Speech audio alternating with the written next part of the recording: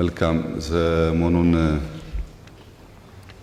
ከተለያየ የህብረተሰብ ክፍል ጋር ባለፉት ጥቂት ወራት ወይም አመት የነበረውን አፈጻጸም የሥራ ሂደት ያሉ ጠንካራ ጎኖች፣ ደካማ ጎኖች ከተለያየ ማህበረሰብ ክፍል ጋር ስንወያይ ቆይተናል በየደረጃው። በዚያው አግባብ የተፎካካሪ ፓርቲ አመራሮች ጋር ብንወያይ በተደራጀ መንገድ ሐሳብ ካላቸው ለሚቀጥለው አመት ስራችን ግብአት ሊሆን ስለሚችል ለነሱም መድረክ መፈጠር አለበት በሚል ሐሳቤ ነው የተገናኘ ነው። እንግዲህ በዚህ አመት ሶስተኛ ገደማ ይመስለኛል ሳገኛችሁ እኔ በምክትል ፕሬዝዳንታችን ደረጃም ስብሰባዎች ስታደርጉ ቆይታችኋል። ይሄ መልካም ባህል ይመስለኛል። ይህ እንደተጠበቀ ሆኖ አቴንሽን ቢሰጣቸው ብንነጋገርባቸው ብንወያይባቸው ቢፈቱ የሚባሉ ጉዳዮች ካሉ ለመወያየት ለማድመጥ እድል ለማግኘት ነው። ይሄ ውይይት ከሞላ ጎደል በሁሉም ክልሎች ተካሂዷል። ከክልል አመራሮች ጋር ተነጋግራቸዋል። አሁን በዚህ ደረጃ ብናይና ቢፈታ ከወዲሁ ቢቀረፍ በሚባሉ ማንኛውም ጉዳዮች ሐሳቦቻችሁን ማንሳት ትችላላችሁ። መድረኩ ዲሞክራሲያዊ ነው። በዚህ መድረክ ደረጃ ብናያቸው በሚባሉ ጉዳዮች ላይ ቅድሚያ ሰጥተን ብንወያይ የበለጠ መልካም እንደሚሆን ተስፋ አደርጋለሁ። በዚሁ አግባብ ሐሳብ አስተያየት አለኝ የምትሉ ሰዎች መድረኩ ለእናንተ ክፍት ነው። ከሁሉ በማስቀደም ክቡር ጠቅላይ ሚኒስትር ከፖለቲካ ፓርቲ ከፍተኛ አመራሮች ጋር በመገናኘት ስለ ሀገራችን አጠቃላይ ሁኔታና የፖለቲካ ፓርቲዎች ለሚያነሷቸው ጥያቄዎች ምላሽ ለመስጠት ውድ ጊዜዎትን በመስጠት ለሀገራችን የዲሞክራሲ ስርዓት ግንባታ አዲስ አካሄድና ልምምድ ስለሚሰጡት ትኩረት በኢትዮጵያ የፖለቲካ ፓርቲዎች የጋራ ምክር ቤት ስም ምስጋናዬን ለማቅረብ እወዳለሁ። የፖለቲካ ፓርቲዎች የጋራ ምክር ቤት ስራ አስፈጻሚ ኮሚቴ በወቅታዊ ሀገራዊ ሁኔታ በአጠቃላይ እና በተለይ ደግሞ በፖለቲካ ምህዳር በሀገራችን ሰላምና ጸጥታ እንዲሁም ቀጠናዊ ሁኔታ ላይ መንግስት መረጃ እንዲሰጠን በጠየቅነው መሰረት መንግስት ከተለያዩ የህብረተሰብ ክፍሎች ጋር ውይይት ለማድረግ ሲወስን የፖለቲካ ፓርቲዎችንም ጥያቄ ተቀብሎ በማስተናገዱ በዚህ አጋጣሚ በድጋሚ ምስጋናዬን አቀርባለሁ። ከዛሬው መድረክ በፊት በወረዳና በከተማ በዞኖችና በክልል በየደረጃ ባሉ የመንግስት አካላት መረጃ የተሰጠን ሲሆን በቅርቡ ከክቡር አቶ አደንፋራ በጠቅላይ ሚኒስትር ማዕረግ የዲሞክራሲ ስርዓት ግንባታ ማዕከል ዋና አስተባባሪ ከፖለቲካ ፓርቲዎች የጋራ ምክር ቤት አባላት ጋር ተመሳሳይ መድረክ አካሂደናል። በዚህም ሂደት በርካታ ጉዳዮች ላይ የፖለቲካ ፓርቲ አመራሮች ለውጡን ተከትሎ በተፈጠረው የፖለቲካ ምህዳር የታዩ መሻሻሎችና አሁንም የቀጠሉ ችግሮች፣ የማህበራዊ ኢኮኖሚያዊ እድገቶችና ፈተናዎችን እንዲሁም በቀጣይ የመፍትሄ አቅጣጫዎች ላይ በየደረጃው በመምከር የጋራ ግንዛቤ ለመያዝ እድል አግኝተናል። ሚናችንንም ለመወጣት መግባባት ላይ ደርሰናል። ክቡር ጠቅላይ ሚኒስትር በትላንትናው ዕለት በአዲስ አበባ ከተማ እየተሰሩ ያሉ ልዩ ልዩ የልማት ስራዎችን ጎብኝተናል። በጉብኝታችንም የተመለከትናቸው የልማት ስራዎች ታሪክን በመጠበቅ በቴክኖሎጂ እድገት፣ በከተማ ኮሪደር ልማት፣ የመንግስት አገልግሎት አሰጣጥ ለማዘመን፣ ለስራ ዕድል ፈጠራና ለቱሪዝም መዳረሻ የገበያ ትስስር በመፍጠር እና ለህፃናትና ለወጣቶች ምቹ ከባቢ ለመፍጠር በአጠቃላይ ከተማዋን ለኑሮና ለስራ ምቹ ለማድረግ የተሰሩ ስራዎችን በአድናቆት እንመለከታለን።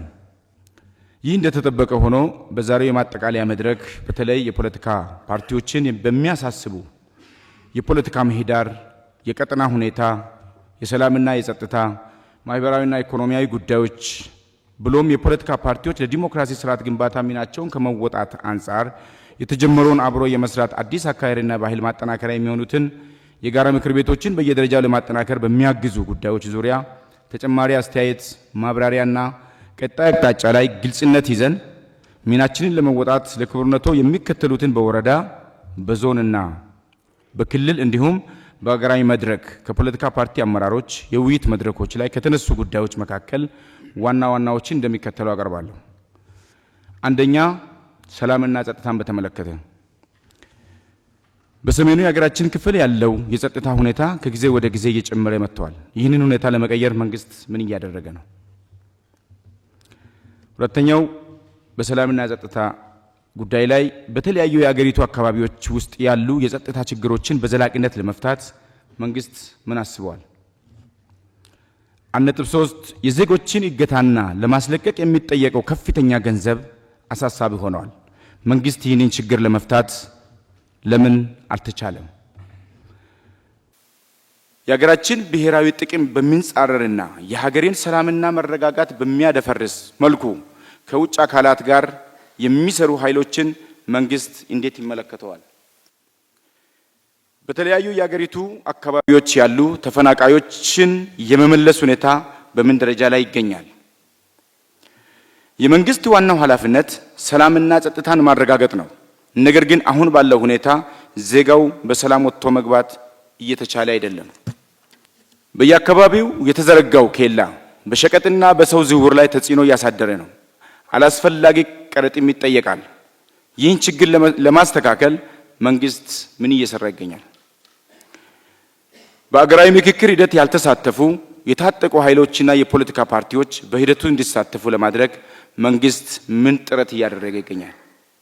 እነዚህ በሰላምና ጸጥታ ጉዳዮች የተነሱ ዋና ዋና ነጥቦች ናቸው። ሁለተኛ፣ የፖለቲካ ምህዳርን በተመለከተ አሁን ያለው የፖለቲካ ምህዳር ምን ያህል ሰፊና አካታች ነው? በየደረጃው የፖለቲካ ፓርቲዎች በተለይ በዞን በወረዳና በከተማ የሚያጋጥማቸው ችግሮች አልተቀረፉም።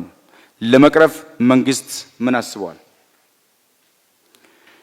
መንግስት ተፎካካሪ ፓርቲዎችን ለማጠናከር ምን ዝግጁነት አለው? ከለውጡ ጥያቄና ከህገ መንግስት ማሻሻያ አለመደረግ አንጻር የለውጡ መንግስት ማለት ይቻላል ወይ?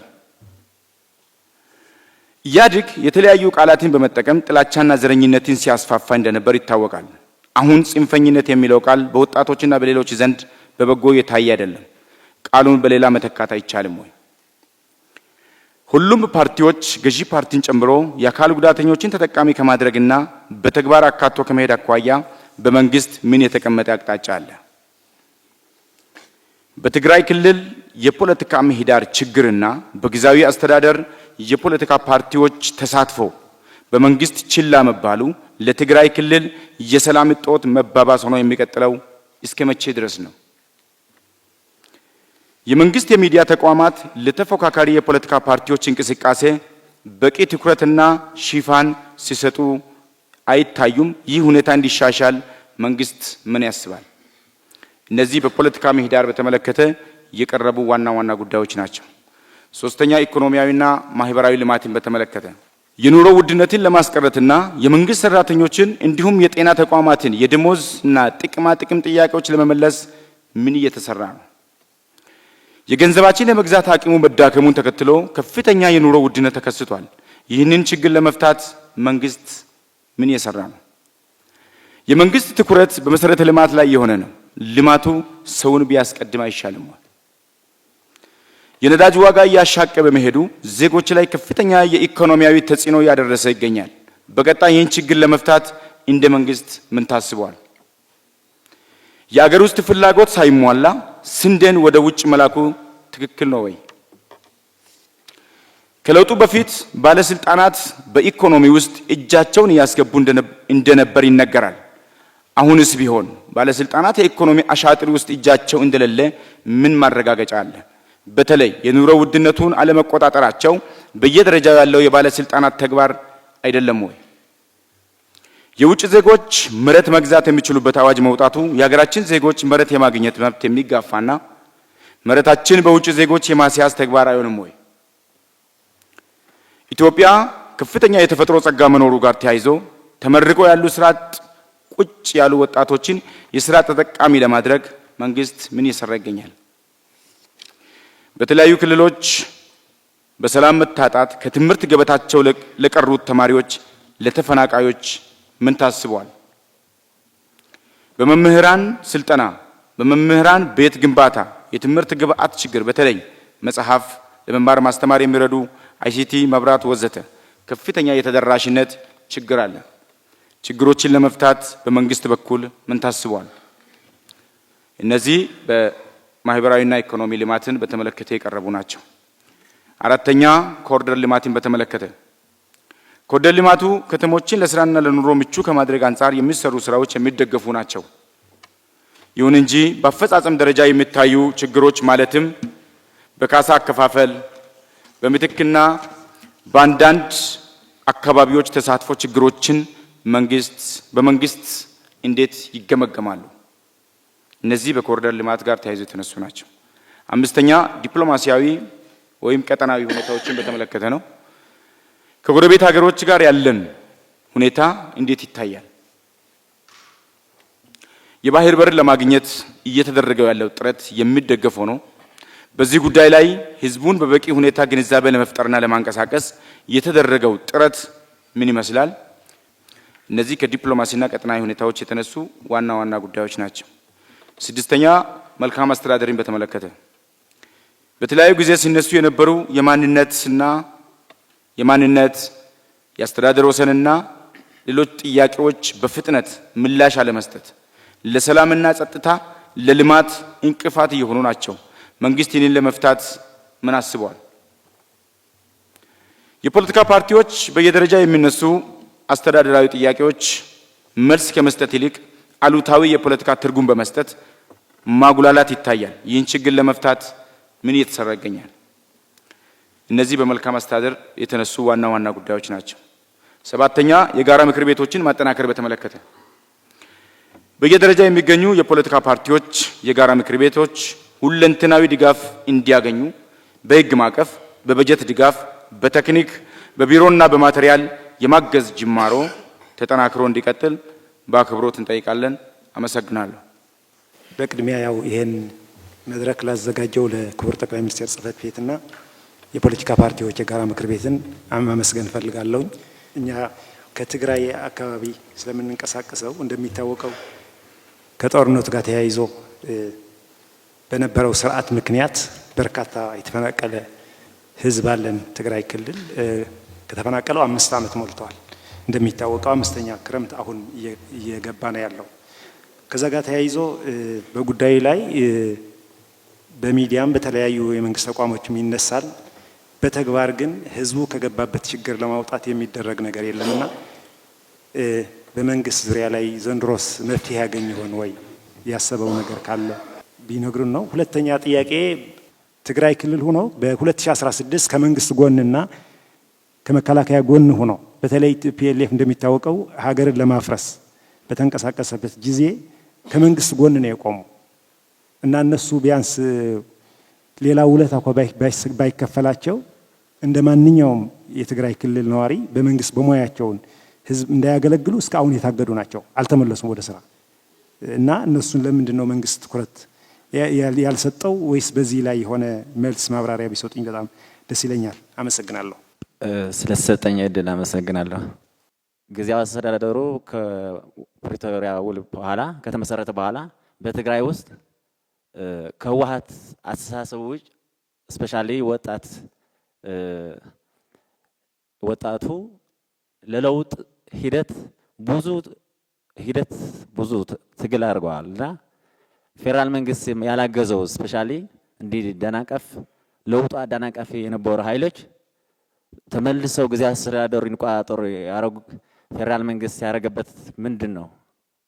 ስፔሻሊ እኛ ወጣቶች በኋላ ሆነው ጊዜያዊ አስተዳደሩ እንዳይሰራ ሲያደናቀፉ የነበሩ ኃይሎች ጄኔራሎች ጭምር የነበሩበት ሂደት ፌዴራል መንግስቱ መልሶ ለነሱ የሰጣቸው ምክንያት ምንድን ነው? በዚህ ሰዓት ደግሞ ህወሓት ከሻዕቢያ ጋር እየሰራ ባለበት ፌዴራል መንግስት ምንም ምላሽ የማይሰጥበት ምክንያት ምንድን ነው? ተጨማሪ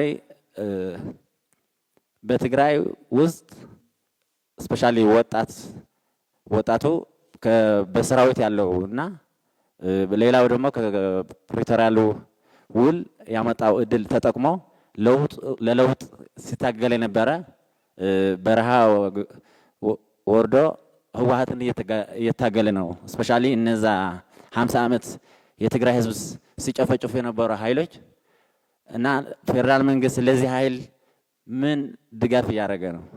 አመሰግናለሁ። ስለተሰጠኝ እድል እጅግ በከፍተኛ ደረጃ የተከበሩ ጠቅላይ ሚኒስትርን ሊያመሰግን እወዳለሁ። በትናንትናው ጉብኝት አዲስ አበባ ከተማን የኮሪደር ልማት ቀደም ሲል የነበረባትን የአዲስ አበባ መልክና ገጽታ በብዙ ደረጃ ተብሎ በሚወሰድ እይታ የቀየረና የለወጠ መሆኑን አግኝቼበታለሁ። ኢትዮጵያ አገራችን ይህንን ተግባር በእንዲህ አይነት እንድታከናውን ለልጆቿ አቅም ጉልበትና እውቀት የለገሳትና የሰጣት አምላክ ምስጋና ይግባው። ተግባሩን በማከናወንና እያከናወኑ የሚገኙ አካሎች እውቀታቸውና ስራቸው የተባረከ ይሁን እላለሁ። ኢትዮጵያ ሀገራችን ባለፉት ጊዜያት በውጭና በውስጥ ሲያጋጥማት ከነበረው ዘርፈ ብዙ ችግሮች አንጻር ሳትገደብና ሳትደናቀፍ የገጠማትን መከራና ችግር በአንድ በኩል ለመፍታት እየተጋች በሌላ በኩል ደግሞ ይህንን አይነት አስገራሚና አስደናቂ የልማት ተግባራት ማከናወኗ እጅግ በከፍተኛ ደረጃ ግዛቸውና ጉልበታቸውን በመስጠት ፈጽሞ ለተገኙት ተግባር ልዩ ምስጋና ይገባቸዋል ብዬ አስባለሁ። አመሰግናለሁ። የተከበሩ ዶክተር አብይ አህመድ ዛሬ ለሁለተኛ ጊዜ መገናኘታችን ከመጠን በላይ ደስታ ይሰማኛል። በቃሉ አከብረው የተናገሩትን የሚተገብሩ የኢትዮጵያ ልጅ መሆኑን መሪያችን በመሆኑ ክብርና ደስታ ይሰማኛል። ፈጣሪ አምላክ አባቶን ሲፈጥር አህመድ አንድነት ህብረት ነው፣ መደማመጥ ድል ነው። እርሶን ሲፈጥሩ አብይ ኢትዮጵያን አንድ አድርግ፣ አንድ ብንሆን ይሻላል ብሎ ሲያመጡ እውነትም የኢትዮጵያ ህዝብን አንድ ለማድረግ እያደረገ ያለው ጥረት ከመጠን በላይ የሚያስደስት ነው። ለዚህ ተምሳሌት ባለፉት ስርዓታት ታርጋ እየተለጠፉባቸው በሀገራቸው እንዳይኖሩ ተሰደው በተለያዩ ሀገራት ተመልሰው ሀገሩን ሲዋጉ የነበሩት አካላት ሄደው ወደ ሀገር ተመልሰው በዲሞክራሲያዊ መልኩ መጥተው በሀገራቸው ውስጥ እንዲታገሉ ማድረጉ ይህ ተምሳሌት ነው።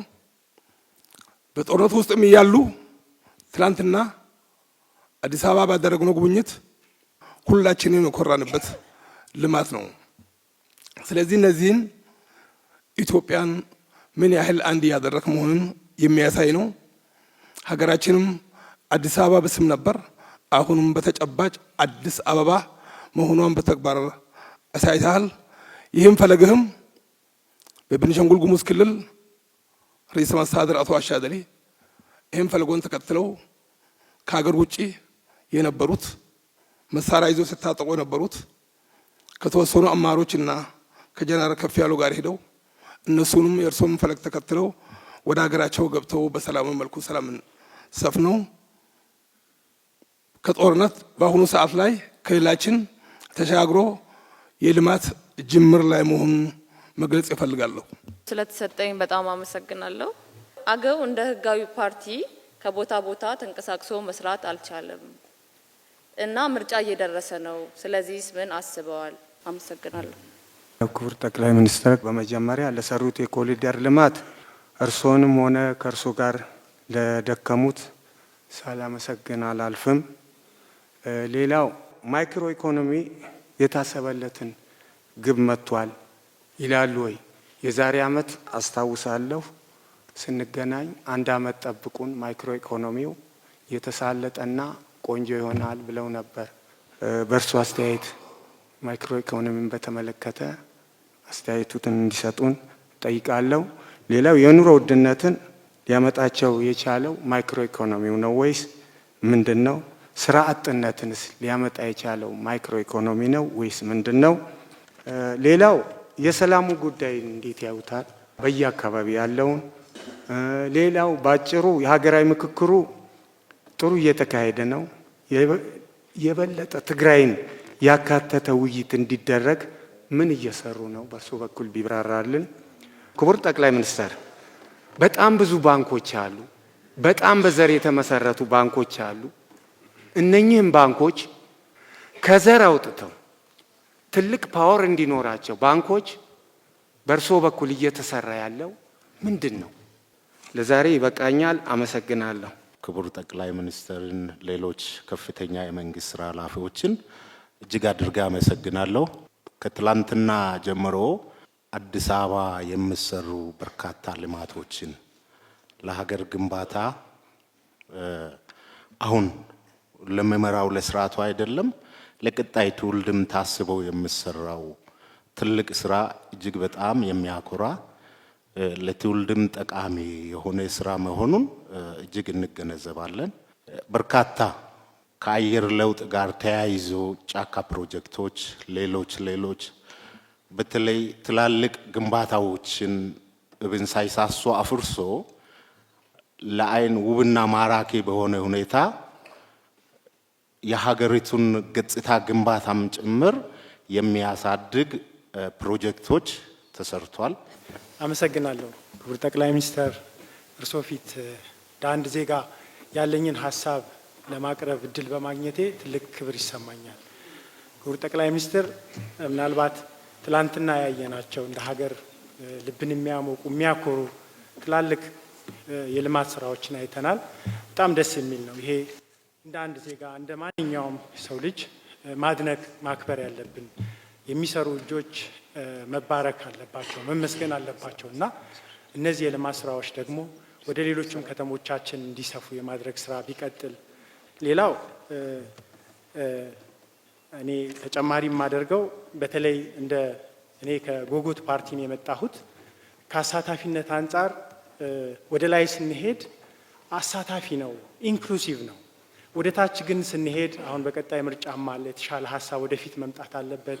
ስንወርድ ግን አሳታፊ አይደለም፣ ገፊ ነው እና እርስዎ ምን አይነት መልእክት ያስተላልፉልናል? በተለይ ታች አካባቢ ያሉ መዋቅሮች ፓርቲዎች ያላቸውን አማራጭ ሀሳቦች እንዳያቀርቡ እድል እየተሰጣቸው አይደለም እና በዚህ መድረክ እርስዎ መልእክት እንዲያስተላልፉልን ለማለት ነው።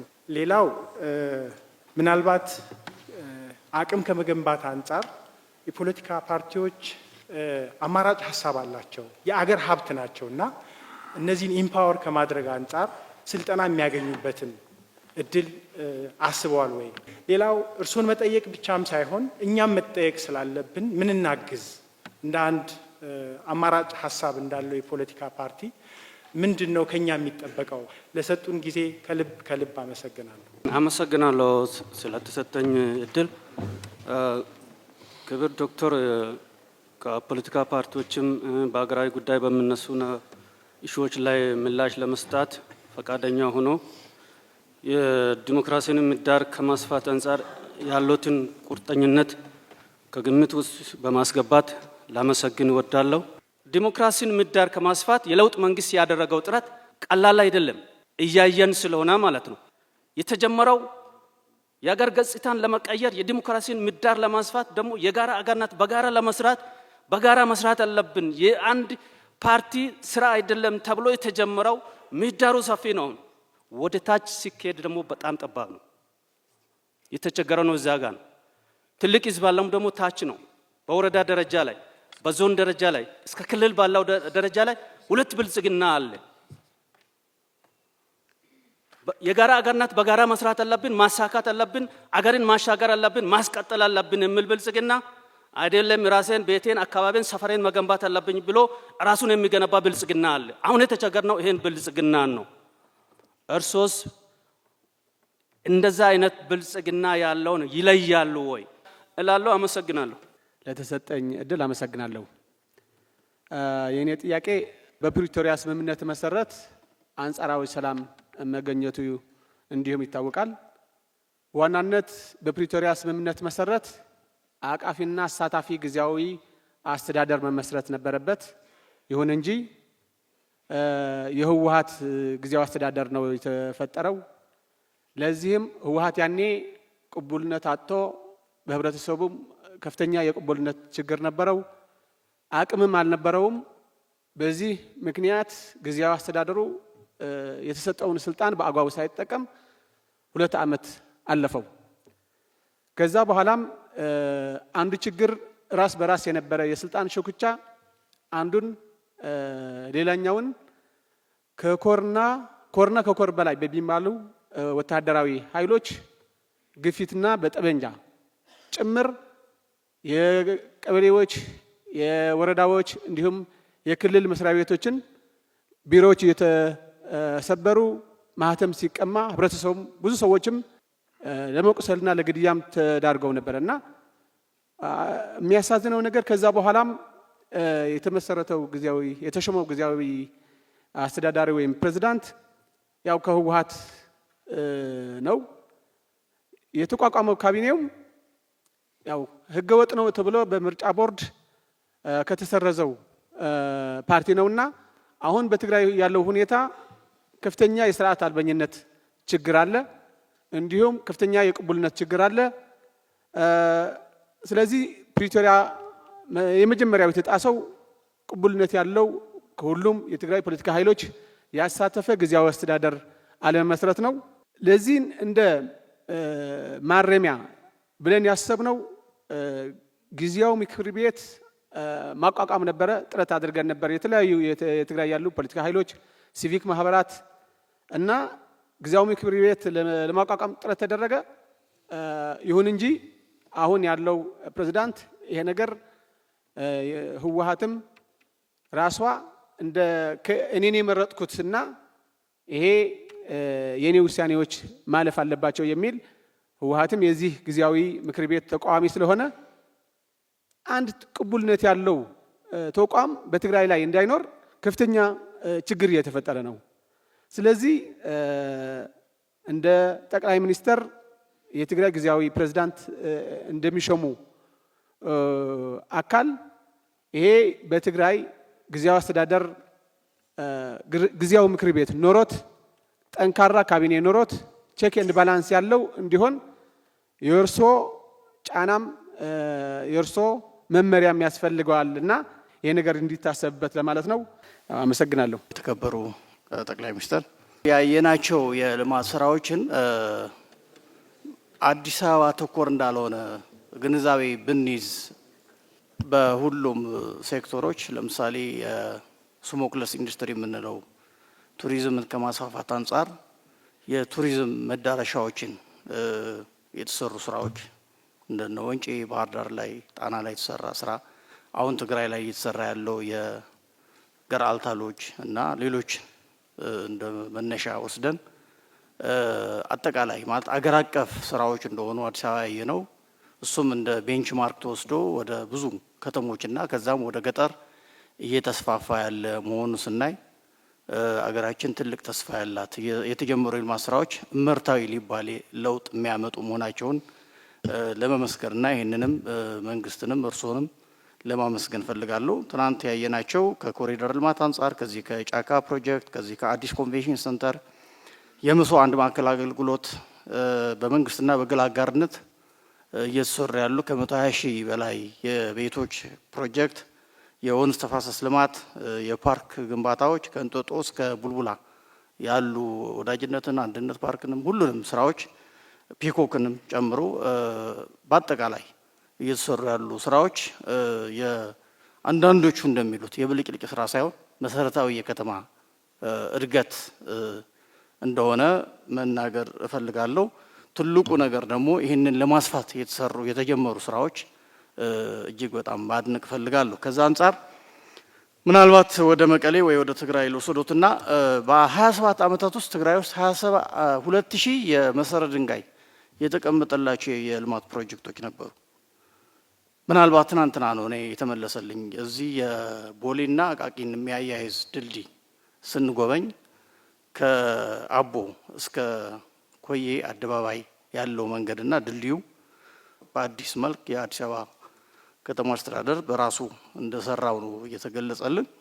እየተሰሩ ያሉ የልማት ስራዎች እንደኔ እምነት ከጥራትም ከፕሮጀክት አፈጻጸም ፍጥነትም አንጻር በተደጋጋሚ ጠቅላይ ሚኒስትር እንደሚሉት መንግስታዊ ኮራፕሽን የለም ብለው የሚሉትን ማሳያ ነው ብዬ አምናለሁ። አንደኛው ስራዎቹ በጣም በጥራት ነው እየተሰራ ያሉት። ሁለተኛ በፍጥነት ነው እያለቁ ያሉት። ያው ቢሰረቅ ወይ ይጓተታል ወይ ጥራት አይኖርም።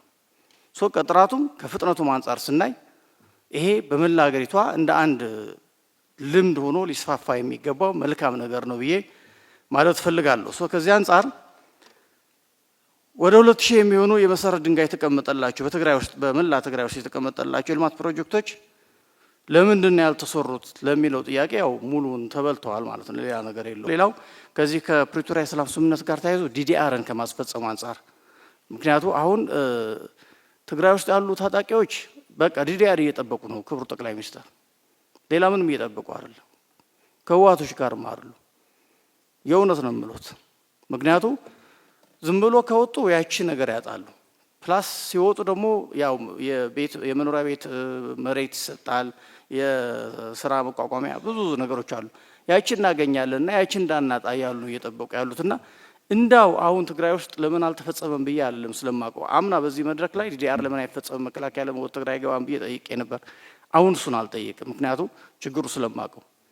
ግን የፌዴራል መንግስት እንዳው ዲዲአሩን በራሱ መንገድ ማስፈጸም የሚችልበት እድል የለም ወይ? እኔ ወጣቱ በዛ መንገድ ወደ ሰላማዊ ህይወቱ በቃ ትጥቅን ፈቶ ወደ ሰላማዊ ህይወቱ መኖር አለበት፣ መስራት አለበት፣ ማደግ መበልጸግ ይፈልጋልና እንዳው ችን ነገር ቢፈተሽ ቢታይ የሚል ነገር ነው።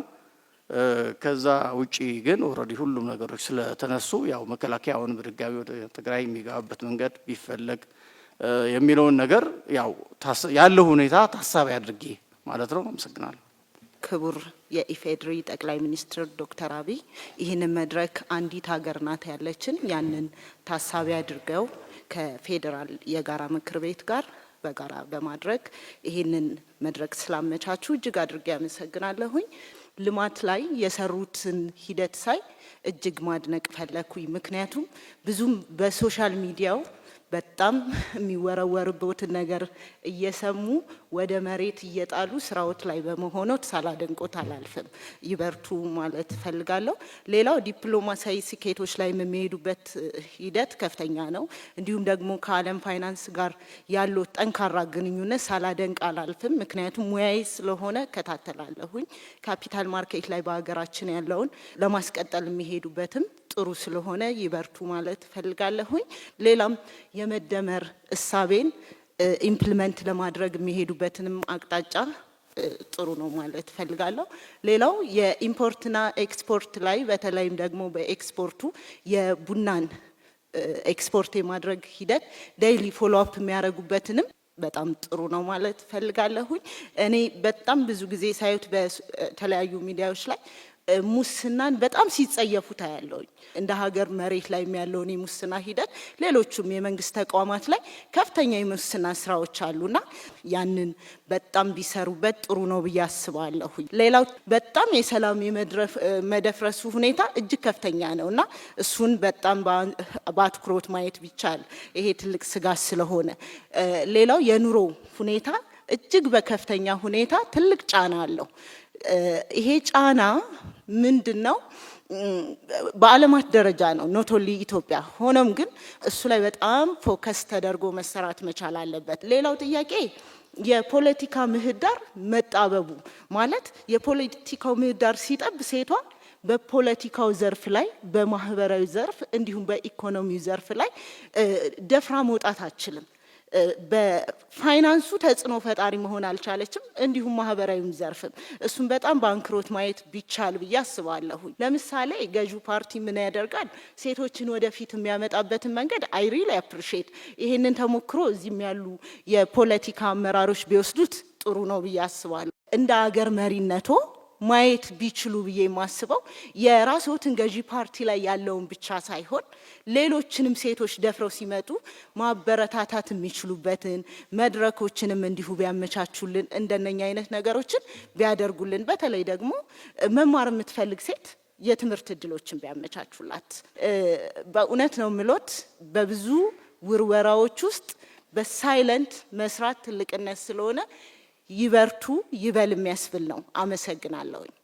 ከትላንት ጀምረን አዲስ አበባ ከተማ በጎበኘናቸው ጉብኝቶች ያየናቸውና የተሰሩ ስራዎች እጅግ ድንቅና ሀገራችን ኢትዮጵያ ለመጪው ትውልድ አስባ እየተጋች ያለች ሀገር መሆኑን በእርሶ ድንቅ አመራር ሰጭነት የተፈጸመ ተግባር መሆኑን ተመልክቻለሁና በእውነቱ እጅግ በጣም ኮርቼበታለሁ።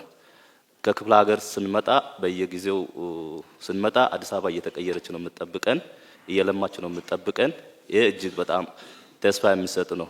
የሚታይ ምንድነው የአንድ ምርጫ ሲዝን ብቻም ሳይሆን ዘላቂ የሆኑ ለዜጎች ገቢ ማስገኘት የሚችሉ ወጣቶች በሀገራቸው የሀገሪቱ ዜጎች በሀገራቸው እንዲደሰቱ ተስፋ እንዲያደርጉ የሚያመላክቱ ተግባራት ተከናውነው በማየት እንደ ወጣትነትም ኢትዮጵያን ለወጣቶች እየገነባችሁት ነውና ይሄ በጣም አክብሮት አለኝ። ያው አካባቢ ምርጫ ከተደረገ 12 ዓመት ገደማ ተቆጥሯል።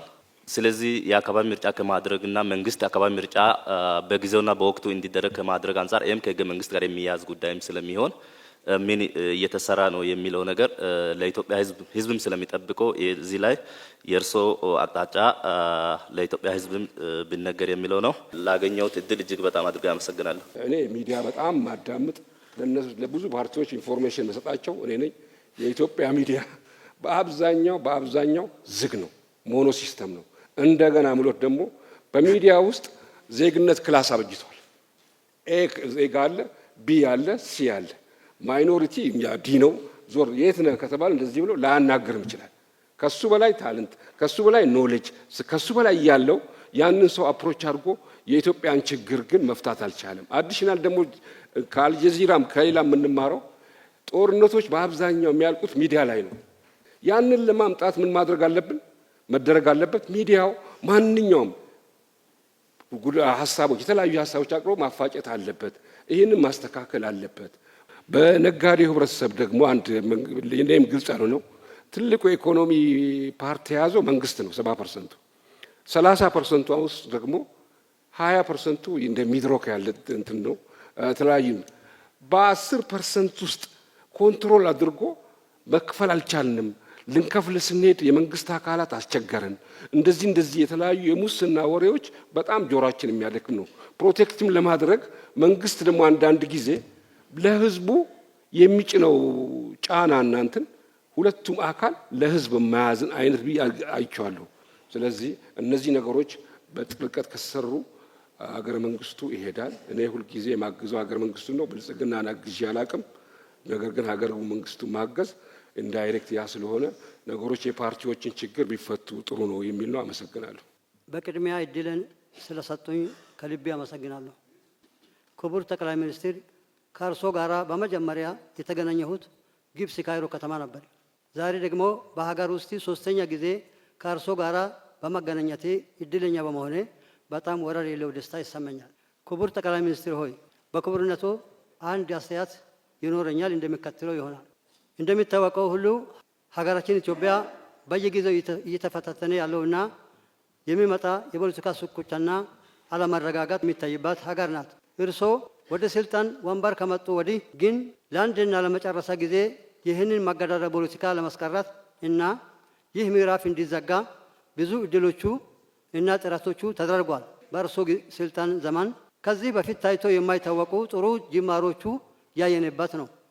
ለምሳሌ እንደ ጠላት ተፈርዶ የነበሩ የተቃዋሚ ፖለቲካ ፓርቲዎቹ ከዛ ጭንቀት ውስጥ በማውጣት እፎይታ ያገኙበት፣ ይህ ብቻ አይደለም፣ ከመንግስት በኩል ድጎማ ባጀት ያገኙበት፣ እንዲሁም የፖለቲካ ፓርቲዎቹ የራሱ የሆነ የጋራ ምክር ቤት የመሰረቱበት፣ በሌላ በኩል ደግሞ በምርጫ ጊዜ ይሁን በሌላ ጊዜ የተፎካካሪ ፓርቲዎቹ መሪዎቹም እና አባላቶቹ ሲታሰሩ ምርጫ ቦርድ የታሰሩበት እስር ቤት ድረስ በአካል በመሄድ እስረኞቹን በማስፈታት ያየነው በእርሶ ስልጣን ዘመን በመሆኑ፣ በተጨማሪ ደግሞ የፖለቲካ ኬዝ ያላቸው በሌሉበት ሞት ፍርድ ተፈርዶባቸው በውጭ ሀገር በስደት ሲኖሩ የነበሩ ተቃዋሚ ፖለቲከኞቹ ምህረት በማድረግ ወደ ሀገር ቤት እንዲገቡ እና በኢትዮጵያ የሚደረጉ የዲሞክራሲ ስርዓት ለመገንባት የሚደረግ ትግል ውስጥ የራሳቸው አስተዋጽኦ እንዲያበረከቱ በማለት በወቅቱ ባደረጉት ጥሪ መሰረት በስደት ከነበሩና ወደ ሀገር ቤት ከገቡት እንደ እንደ ዶክተር ብርሃን ነጋ እና ሌሎቹ ፖለቲከኞቹ አንዱና እድለኛ በመሆኔ በዚህ አጋጣሚ በዚህ መድረክ ላይ ለማመስገን ይወዳሉ። የተለያዩ በከተማ ውስጥ የተሰሩ ስራዎችን በዚህ በዱላዬ ምንም ሳልደክም በተስፋ ሲያይ ተመልክቻለሁ።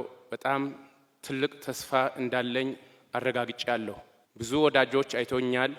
እነሱ እየደከሙ እያረፉ በየድንጋይ እየተቀመጡ እኔ አልተቀመጥኩም። ጉልበት ሰጥቶኛል። ትልቅ ክብር ይገባዎታል።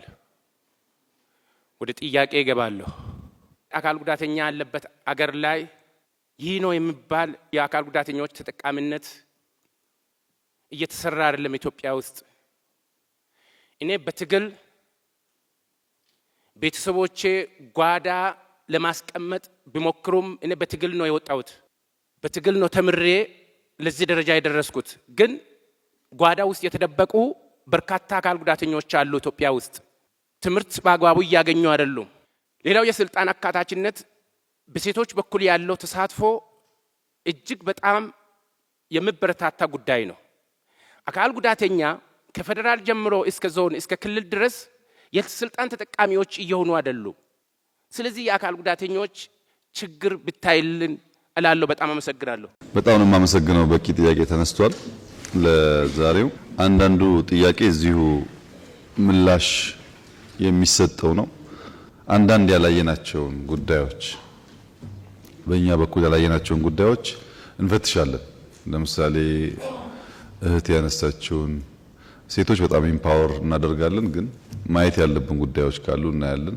እኛ ባለማካተታችን ምክንያት የተፈጠሩ ጉዳዮችን እንፈትሻለን። ሌሎቹን ጉዳዮች በጥቅል አድርጌ ለመመለስ እሞክራለሁ። በመጀመሪያ መገናኘታችን ትክክለኛ እርምጃ ነው። በመገናኘት ውስጥ ሞር ለመተዋወቅ እድል እናገኛለን፣ ለመማማር እድል እናገኛለን፣ ለመማርና ለማስተካከልም እድል እናገኛለን። የሚፎካከር የፖለቲካ ፓርቲ ሲባል አስፈላጊ በሆኑ ጉዳዮች የሚተባበር መሆኑን ለማሳየትም ጥሩ ልምምድ ይመስለኛል። በእርግጥ ምህዳርን አስታካችሁ በርካታ ጥያቄ ተነስቷል። ይሄ መድረክ በራሱ የፖለቲካ ምህዳሩ መለወጥ አካል ነው። የኢትዮጵያ ጠቅላይ ሚኒስትር በአመት 2-3 ፓርቲዎች ሰብስቦ አያናግርም። እኛ እዚሁ ሀገር ነበርን። ከውጭ የመጣችሁ ላታውቁ ትችላላችሁ። አልነበረም። እንደዛ የምናደርገው ለምንድን ነው? እኛ ውስጥ ያለውን ክፍተት ከናንተ ስንሰማው ለመፈተሽ ስለሚያግዘን። አብሶሉት የሆነ የፖለቲካል ምህዳር ምንም እንከን የሌለበት ደግሞ ከጠበቃችሁ ፖለቲካ አልገባችሁም ማለት ነው። ዓለም ላይ እስካለን ድረስ የሚጀመሩ ነገሮች አሉ፣ የሚቀሩ ጉዳዮች አሉ። ሙሉ ንጹህ ነገር መጠበቅ ተገቢ አይደለም። በእኛ በኩል ግን የፖለቲካ ምህዳርን ማስፋት በሚመለከት ሁለት መሰረታዊ እሳቤዎች አሉ። አንደኛው ፉክክር ነው። ሁለተኛው ትብብር ነው። ጤናማ የሆነ ፉክክር እናደርጋለን ከፓርቲዎች ጋር፣ ትብብርም እናደርጋለን። ፉክክር ብቻ ከሆነ ወደ አጽናፍ የወጣ ወደ ግጭት የሚያመራ ወደ ጸብ የሚያመራ የማያግባባ ስለሚሆን መተባበር በሚገባን ጉዳይ እንተባበራለን፣ ልንፎካከርባቸው በሚገቡ ጉዳዮች ደግሞ እንፎካከራለን። ይህንን ባላንስ አድርገን ነው ምን ሄደው የብልጽግና እሳቤ እኔ መራው አድሚኒስትሬሽን እሳቤ በፉክክርና በትብብር መካከል ሚዛን መጠበቅ ያስፈልጋል። ሁሉን በፉክክር ብቻ ካደረግን ውጤታማ አንሆንም ብለን እናምናለን። ለምሳሌ ትብብር በሚመለከት መቼም ሁላችሁም በኢትዮጵያ ፖለቲካ ውስጥ እድሜው ቢለያይም ያሳለፋችሁ ሰዎች ናችሁ። አሁን ባለው አድሚኒስትሬሽን ከሚፎካከሩ ፓርቲዎች 273 ሰዎች በተለያየ ደረጃ በአመራር ተሳትፎ ይሰራሉ። 273 ሰዎች፣ 4 ሚኒስትሮች አሉ፣ 4 ገደማ ሚኒስትር ዴታዎች አሉ፣ የቢሮ ኃላፊዎች አሉ፣ በዞን በወረዳ የተካተቱ ሰዎች አሉ። 273 የሚፎካከሩ ፓርቲ አመራሮች አሳትፌ አብሬ እሰራለሁ ያለ መንግስት ለትብብር ቦታ እንዳለው በቂ ማሳያ ሊሆን ይችላል። ሰዎች የሚያዩት ፕሮፌሰር ብርሃኑን ወይም ዶክተር አረጋዊን ወይም ዶክተር በለጠን ብቻ ሊሆን ይችላል። በየደረጃው ግን አሉ ሰዎች፣ በየደረጃው የተካተቱ ሰዎች አሉ። አሁንም ደግሞ ማረም ያለብን ነገር አለ። ማረም ያለብን ነገር በቂ አይደለም። የምንፈልገው እያካተትን የተሻለች ኢትዮጵያን መፍጠር ነው እንጂ የብልጽግና ኢትዮጵያ መፍጠር አይደለም። ዓላማው እሱ አይደለም። ግን በአንድ ጊዜም ብናፍስ ፓርቲዎች ሰብሰብ ብለው ጠንካራ ሆኖ ሐሳብ ኖሯቸው ከመምጣት ይልቅ ቅድም እንዳያችሁት በጣም በርካታ ፓርቲ ነው ያለው። ሁሉም ሰው የሚፈልገው ደግሞ ፓርቲ ብሎ ሊቀመንበር መሆን ነው። ሊቀመንበሮች በሙሉ ብንሰበስብ አሁን 67 ትጠጋላችሁ። የኢትዮጵያ ካቢኔ ደግሞ እንደምታውቁት 20 ነው። አይበቃንም ካቢኔው ራሱ። ይሄ ያስቸግራል። ሰብሰብ ቢባል ግን በእኛ በኩል ክፍት ነው። ከሚፎካከሩን ሰዎች ጋር ለመስራት ምንም ችግር የለብን። ዋናው መስፈርቱ ግን ኢትዮጵያ አንድ ታላቅ ሀገር ሆና እንድትቀጥል በመንግስት በኩልም በሚፎካከር ፓርቲ በኩልም በተወሰነ ደረጃ የመተው ልምምድ ያስፈልጋል። በተደጋጋሚ አንስቻለሁ። ፕሮፌሰር ብርሃኑ፣ ዶክተር በለጠ በብዙ ጉዳዮች በማክሮ ኢኮኖሚክ ማሻሻያው ላይ በጣም ይጨቃጨቃሉ። በእያንዳንዱ ሪፎርም ይጨቃጨቃሉ፣ ሀሳብ ያነሳሉ። ለኔ የሚቀለኝ የራሴ ፓርቲ ሰዎች ሰብስቤ ካቢኔ ማድረግ ይሻለኛል። ቢኮዝ ካቢኔ ወስጄ ካላጸደቅኩ ልሰራ አልችልም። እነሱ ደግሞ ካቢኔ አባላት ናቸው። መደበቅ አልችልም አጀንዳውን። ሁሉም ጉዳይ እንደሚቀበሉ አድርጋችሁ አታስቡ። እንደዛ አይደለም። በብዙ ጉዳዮች ከፍተኛ ክርክር ያነሳሉ፣ ይቃረናሉ፣ ይጠይቃሉ። እንደዚህ አይነት ልምምድ ግን ካልተለማመድን በጋራ ሀገር ልንሰራ ስለማንችል ይሄው 4 ዓመታችን እኮ ነው። እነዚህ ሰዎች ከባለፈው ምርጫ ጀምሮ የካቢኔ አባላት ሆነው 4 ዓመት አለን እየተጨቃጨቅን።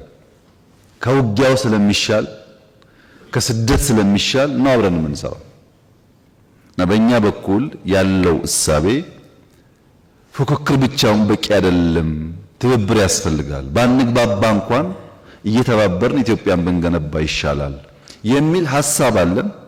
ተናግረናል፣ ጽፈናል፣ ደግሞ ልንኖረው እየሞከርን ነው። ሙሉ ካልሆነስ እናሰፋዋለን። ለምሳሌ ትግራይ አገልግለው በውጊያው ጊዜ ከስራ ውጭ የሆኑ ሰዎች አሉ የተባለውን እናጣራለን። ይሄ ካለ እናስተካክላለን። ለማስተካከል ዝግጁ መሆናችንን መገንዘብ ያስፈልጋል። ከዲሞክራሲ ልምምድ ችግር የተነሳ ግን በየቦታው ውስንነቶች ይኖራሉ። በታች ወረዳ ዞን ብቻ ሳይሆን ላይም ጭምር ከየት እናመጣዋለን? ኢትዮጵያ ውስጥ ዲሞክራሲ አልነበረም፣ ስንወለድ አልነበረም፣ ስንኖር አልነበረም። ያልነበረን ነገር 100% ለምን አታደርገውም ብትሉ ያስቸግራል። እና ግን ለውጡን እያየን የሚጎለውን ነገር እየሞላን ብንሄድ ደግሞ የተሻለ ሀገር ለመፍጠር የሚያግዝ ይመስለኛል። ለምሳሌ በባለፈው ስንገናኝ በክልል በዞን ደረጃ ችግር አለብን ስላላችሁ ወዲያው ተነጋግረን ሁሉም ክልሎች ሁሉም ዞኖች እንዲያነጋግሯችሁ ተደርገዋል። ከ30 በላይ ኬዝ እንደተፈታ አውቃለሁ። በዛ ውይይት ምርጫ ቦርድ አፕላይ አድርጋችሁ ምርጫ ቦርድ የኛን ተሳትፎ ሲጠይቅ በሚኒስትርና ሚኒስትር ዴታ ብቻ ነው ውክልና የሰጠነው። እስከ ዞን ድረስ ታች ድረስ ስትከሱ ከዚህ ሚኒስትር ወይም ዴታ እየላክን ያ ጉዳይ እንዲጣራ ያደረግነው እንዳይታፈን ስለፈለግን ነው። እነዚህን ጉዳዮች ታነሳላችሁ ብዬ ጠብቄ ነበር። እንፈልጋለን፣ ጽፈናል፣ አሰልጥነናል፣ በእኛ ደረጃ ሞክረናል። በጎደለው ደግሞ እናንተን ስናገኛችሁ ግብአት እየወሰድን እያረምን ለመሄድ ነው ያለው ፍላጎት። ከባለፈው በዚህ ደረጃ አስታውሳለሁ። በአፋር፣ በሶማሌ፣ በኦሮሚያ፣ በቤኒሻንጉል ብዙ ማጣራት ስራዎች ሲሰሩ እንደነበር አውቃለሁ። አሁን የሚቀር ነገር ካለ ሲሚላርሊ እናጣራለን፣ ችግር የለም፣ እናስተካክላለን። እንደው በአንድ ጀንበር ሁሉ ይሙላ ካል ሁሉ እንዳይጎል ጥንቃቄ ማድረግ ያስፈልጋል። ሁላችሁም እንዳላችሁት ከሌብነት ጋር ከጽንፈኝነት ጋር ዲሞክራሲን ኤክሰርሳይዝ ከማድረግ ጋር ብልጽግና ውስጥ ችግር አለ ያላችሁት ትክክል ነው። ለዚህ ነው እየገመገም የምናባረረው የምናስረው ስንት እኮ የምናወርደው ለዚህ ነው። ብልጽግና የሆነ ሁሉ ምንም እንከን የሌለበት ነው የሚል አይነት እሳቤ እኛ የለንም። ይልቁንስ እናንተ ብትፈትሹ ሰው ኢዜማ ሲሆን፣ ሰው አብን ሲሆን፣ ሰው አረና ሲሆን፣ ሰው የሆነ ፓርቲ ሲሆን ተደብቄ እዛ ውስጥ አንድ እግሬ እዚህ አንድ እግሬ ጫካ ሊል እንደሚችል ሲጠይቁት በህግ ሲጠየቅ አረና ይሆናል ወይም የሆነ ፓርቲ ይሆናል ሲጠየቅ። ሌላ ጊዜ ግን የሚሰራው ከሌሎች ኃይሎች ጋር ነው። እኛም ውስጥ ኢንፊልትሬሽን አለ፣ እናንተም ውስጥ ኢንፊልትሬሽን አለ። እኛ ጋር ጠቁሙን፣ በማስረጃ እየገመገምን እርምጃ እንወስዳለን። እናንተም ስንጠቁማችሁ ግን ስሙ። እናንተም ስንይዝባችሁ ግን ለመፈተሽ ዝግጁ ሁኑ። ለዛ ለመፈተሽ ዝግጁ ካልሆናችሁ በቀር የምንፈልገው ነገር አናመጣም። የከበደንን ነገር ማወቅ አለብን። ቀላሉን ነገር ሳይሆን የከበደንንና ማድረግ ያለብንን ነገር ማወቅ ያስፈልጋል። እና ምህዳርን በሚመለከት በፉክክርና ትብብር መካከል ቆመን የሚፎካከሩ ፓርቲዎች አሳትፈን የተሻለች ኢትዮጵያን መፍጠር ፍላጎታችን ነው ስንል ምህዳር ግን ለማን ይሰፋል የሚለውን ግን መጠየቅ አለብን። ሁላችን ለማን ነው ምህዳር ይሰፋው? ይስፋ የሚባለው ምህዳር ሐሳብ አንግቦ ሐሳብ ሰንቆ ተደራጅቶ ሐሳቡን ሽጦ በፖለቲካ መድረክ ውስጥ ሚናውን ለመውጣት ለሚፈልግ ሰው ነው ወይስ ሐሳብና ነፍጥ ይዞ ሲፈልግ በነፍጥ ሲፈልግ በሐሳብ ለሚለው ነው? ይህን በደንብ ማየት ያስፈልጋል። ኢትዮጵያ ውስጥ ያለው የፖለቲካ ልምምድ ከተቻለ በኮሮጆ ካልተቻለ በካልቾ፣ ዋናው ነገር 4 ኪሎ ነው። ፖለቲካ ይህ ብቻ ነው። በኮሮጆም ይሁን በካልቾ የ4 ኪሎ ጉዳይ እስካልተመለሰ ድረስ ዲሞክራሲ ምህዳር ላለመቀበል ዝግጁ የሆነ በጣም ሰፊ ሰው ነው ያለው። እንደነዚህ አይነት ሰዎች ደግሞ እድሜ ልካቸውን ይደክማሉ ብዬ ነው የማስበው። መድከም የለባቸውም። አንደርስታንድ ማድረግ አለባቸው። አሁን ያለውን አውድ አይፈቅድም እንደዛ። ቶሎ ብለን አጀስት አድርገን በትክክለኛው መንገድ ህግን ተከትለን ፖለቲካ የምንጫወትበትን ነገር መፍጠር ያስፈልጋል። እና የትጥቅ ትግል የማድረግ መብት የሚባል ዴሞክራሲ ዓለም ላይ የለም። ዴሞክራሲ ማለት የምታከብረው ህግ ሲሆን ነው እንጂ ህጉን ሳታከብረው ህጉ ደግሞ እንዲያስከብርልህ መብት መጠየቅ ትክክል አይደለም። ይሄ የትርፍ ጊዜ ስራ አይደለም። በከፊል ፖለቲከኛ፣ በከፊል አሸባሪ፣ በከፊል ጋዜጠኛ፣ በከፊል አሸባሪ፣ በከፊል ብልጽግና፣ በከፊል አሸባሪ፣ እንደዛ አይቻልም። መምረጥ ነው። ይሄ የሚቀላቀልበት ልክ በጣም ሰፊ ነው። ኢትዮጵያ ውስጥ አንድ አባባል አለ።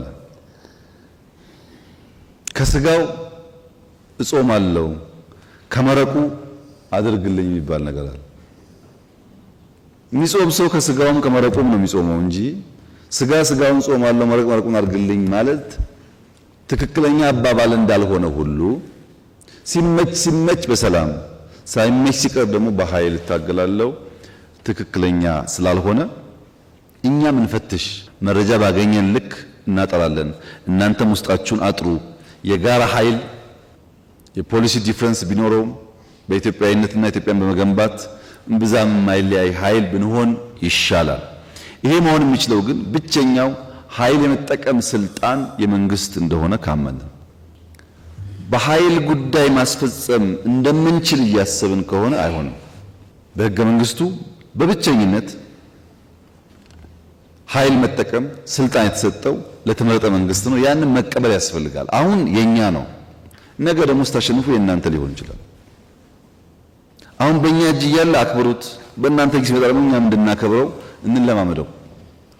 ያ ካልሆነ በቀር ሁላችንም እኩል በኃይል እርምጃ ለመውሰድ እየሞከርን የምናስበውን ዲሞክራሲ ኢትዮጵያ ውስጥ ልናመጣ አንችልም። ይሄን ከምህዳር አንጻር ብታስቡበት። ብዙውን ለማቀፍ እየሞከርን ነው።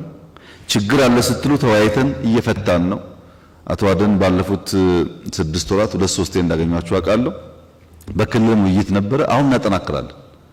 100% ምላሽ ስለማናገኝ እየተወያየን እየፈታን የምንሄድበትን መንገድ ብንፈጥር ምህዳሩ አሁን ብቻ ሳይሆን ለሚቀጥለው ምርጫም እየተሻለ እንደሚሆን ተስፋ አደርጋለሁ። የኛ ፍላጎት ከ6ኛው ሀገራዊ ምርጫ የተሻለ ዲሞክራሲያዊ ምርጫ ኢትዮጵያ ውስጥ ይደረጋል እናስባለን። ማን ይመረጣል የሚለውን የሚያውቀው ህዝቡ ቢሆንም በእኛ እምነት ግን የተሻለ ኢንክሉሲቭ ነገር ይፈጠራል ብለን እናስባለን። ያ እንዲሆን በእናንተ በኩል የምንፈልገው ቅድም እንዳልኩት ሰብሰብ ብላችሁ ጠንከር ብትሉ፣ በእኛ በኩል መተው ያለብን መደገፍ ያለብን ነገር ካለ እኛም ለማድረግ ዝግጁ ነን። እኛን እንወዳደራለን። ብልጽግና የሚወዳደረው ለማሸነፍ ነው ህልሞች ስላሉት። ግን ብልጽግና ብቻ የሚይዘው መንግስት፣ ብልጽግና ብቻ የሚይዘው ፓርላማ ለኢትዮጵያ ዲሞክራሲ ይጠቅማል ደግሞ አናምንም። እኛ እንደዛ አናምንም። እኛ ማሸነፍ እንደምንፈልገው ሁሉ የሚፎካከሩ ፓርቲዎችን ቢሳተፉ ይጠቅማል ብለን እናስባለን። ይህን ስለምናስብ ይሄ እንዲሳካ ማክሲመም ጥረት እናደርጋለን። የእናንተን ድጋፍ ግን እንፈልጋለን። ካልደገፋችሁን ልንቸገር እንችላለን። ምክንያቱም በላይ ብንስማማም ታች ሲሄድ እንደምታውቁት የጎሳም የምናምን ጉዳይ ስላለ ነገር እንዳይበላሽ ከወዲሁ አመት አለን። ምንከራከርበት እንከራከራለን። ምንስማማበትን ደግሞ የተስማማን እየለየን አብረን ብንሰራ ፓርላማው ኢንክሉሲቭ ይሆናል። መንግስቱም ካሁን በላይ የተሻለ ኢንክሉሲቭ መንግስት ይሆናል። ይሄ ደግሞ ለኢትዮጵያ ይጠቅማል። በዚህ መንገድ ለማየት ብንሞክር ይሻላል። ሐሳብን በነፃ የማራመድ ሐሳብን በነፃ የመግለጽ ህገ መንግስታዊ መብታችሁን ማስከበር ላይ ያለው ውስንነት ደግሞ እኛን ይመለከታል። እሱን ደግሞ እኛ እንፈትሻለን። በህግ ሪኮግናይዝ ተደርጓል። ማንም ሰላማዊ ኃይል ሐሳቡን በነፃ ማራመድ ይችላል። ሚዲያ መገልገል ይችላል። በመድረኮች ላይ ሐሳቡን ማንሳት ይችላል። ይህን የሚከለክሉ ጉዳዮች ቢሮን ጨምሮ ካሉ ደግሞ እኛ እየፈተሽን እናስተካክላለን። አቅም በፈቀደ መጠን አብዛኛውን ችግሮች ፈተን የተሻለ ምርጫ ለማድረግ ከእናንተ ጋር እንሰራለን። ከተነሱ ጉዳዮች ህገ መንግስትን የሚመለከት አይ ቲንክ በስድስት ክፍል ተከፍለው ከተነሱ ጥያቄዎች መካከል የህገ መንግስቱ ጥያቄ ትንሽ ህጸጽ ያለበት ይመስለኛል። በጋራ ያያችሁት ጉዳይ ከሆነ መልሰን ብንፈትሸው ህጸጹ ምንድነው? አንደኛ ስለ ለውጥ ያለን እሳቤ ህገ መንግስት ካልቀየረ ምኑን የለውጥ መንግስት ይባላል የሚለው እሳቤ ትክክለኛ ሐሳብ አይመስለኝም።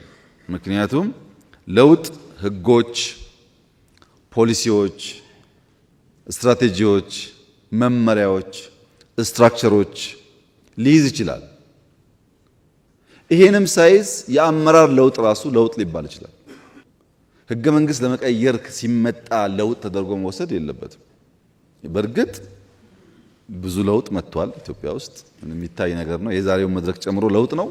ግን ህገ መንግስት ካልተለወጠ እንዴት የለውጥ መንግስት ይባላል የሚል ድምዳሜ በዛ ትክክለኛ ሐሳብ አይመስለኝም። ህገ መንግስቱ ይለወጣል አይለወጥም እናየዋለን።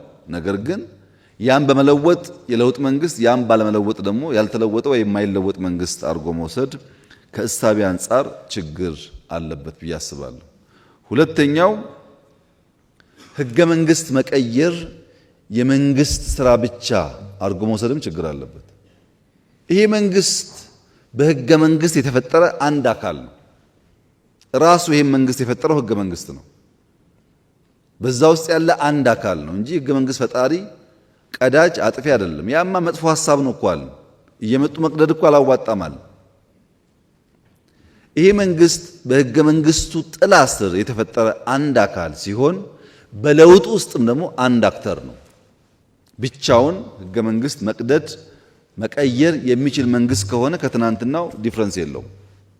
ያን እኛ አንደግፍም። እኛ የምንፈልገው በውይይት በንግግር በምክክር ልክ እንደ ዛሬው ለምሳሌ በህገ መንግስቱ ላይ 50 ጥያቄ ቢኖር 50 ጉዳይ ቢኖር 50ውን በአራት በአምስት ካታጎሪ ብንከፍለው 10ሩ የግድ ያስፈልገናል።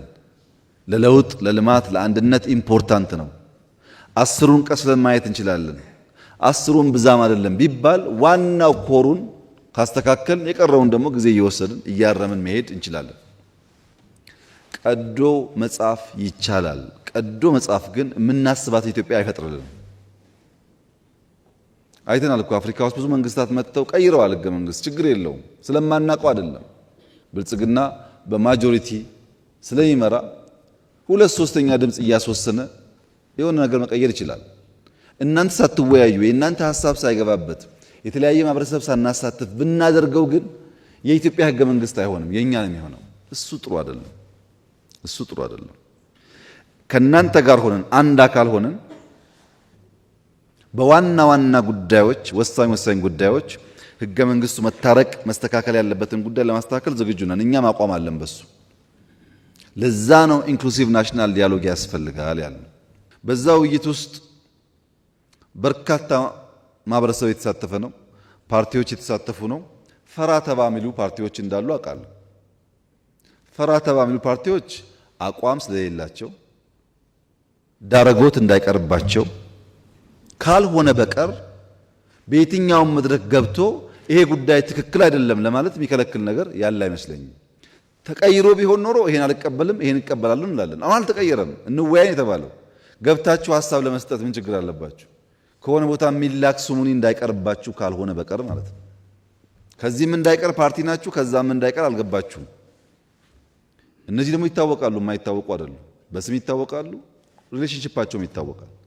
አሁን ግን ለመላው ኢትዮጵያ ሕዝብ እና ለእናንተ ማረጋገጥ የምፈልገው እንደ መንግስት ህገ መንግስቱን እንደ ማንኛውም የኢትዮጵያ ቀደምት መንግስታት ወይም አሁን እንዳሉ እንደ አፍሪካ መንግስታት መቀየር የሚያስችል ስልጣን ወይም መነካካት የሚያስችል ስልጣን አለን። ትክክል ግን አይደለም ብለን እናምናለን። ጊዜ ሰጥተን እንፈትሻለን።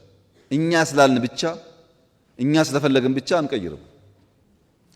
ባትወያዩስ ምንም ችግር የለውም። እናንተ ትተን ከተወያየው ጋር እንቀጥላለን። እናንተ አልተወያያችሁም ብለን ስራ የምናቆም እንዳይመስላችሁ። ይህን ማውራው ለጥቂት ፓርቲዎች ነው። ብትወያዩና ሀሳባችሁን ብታራምዱ አንዱ የፖለቲካል መድረክ ስለሆነ ባይቀየር እንኳን ሀሳባችሁ ለሪከርድ ይቀመጥላችኋል። እርግጠኛ ነኝ ከተነሳው ሀሳብ በላይ ሀሳብ የላችሁም። ምንም ጥርጥር የለውም። እሱ ካላችሁ ግቡና እንያችሁ። የተለየ ሀሳብ ካላችሁ ውይይት ውስጥ ገብታችሁ እንያችሁ። ግን አይመስለኝም። ያልተነሳ ጉዳይ የለም። እዛ ቦታ ላይ ብዙ አጀንዳ የተነሳ ነው ያለው። ሀሳብ ያለው የትኛውም ውጭ ያለም ይሁን ውስጥ ያለም ይሁን በረሃ ያለም ይሁን በፈለገው መንገድ አይዲያ አለኝ የሚል ሰው ካለ ክፍት ነው። ያ የተናገርነው ሀሳብ ሁሉ ግን የብልጽግናም ይሁን የእናንተ ይተገበራል ማለት አይደለም። ከዚያ ውስጥ ተለይተው በሚቀርበው ሪኮሜንዴሽን ህግን ተከትሎ ማሻሻያዎች ይደረጋሉ።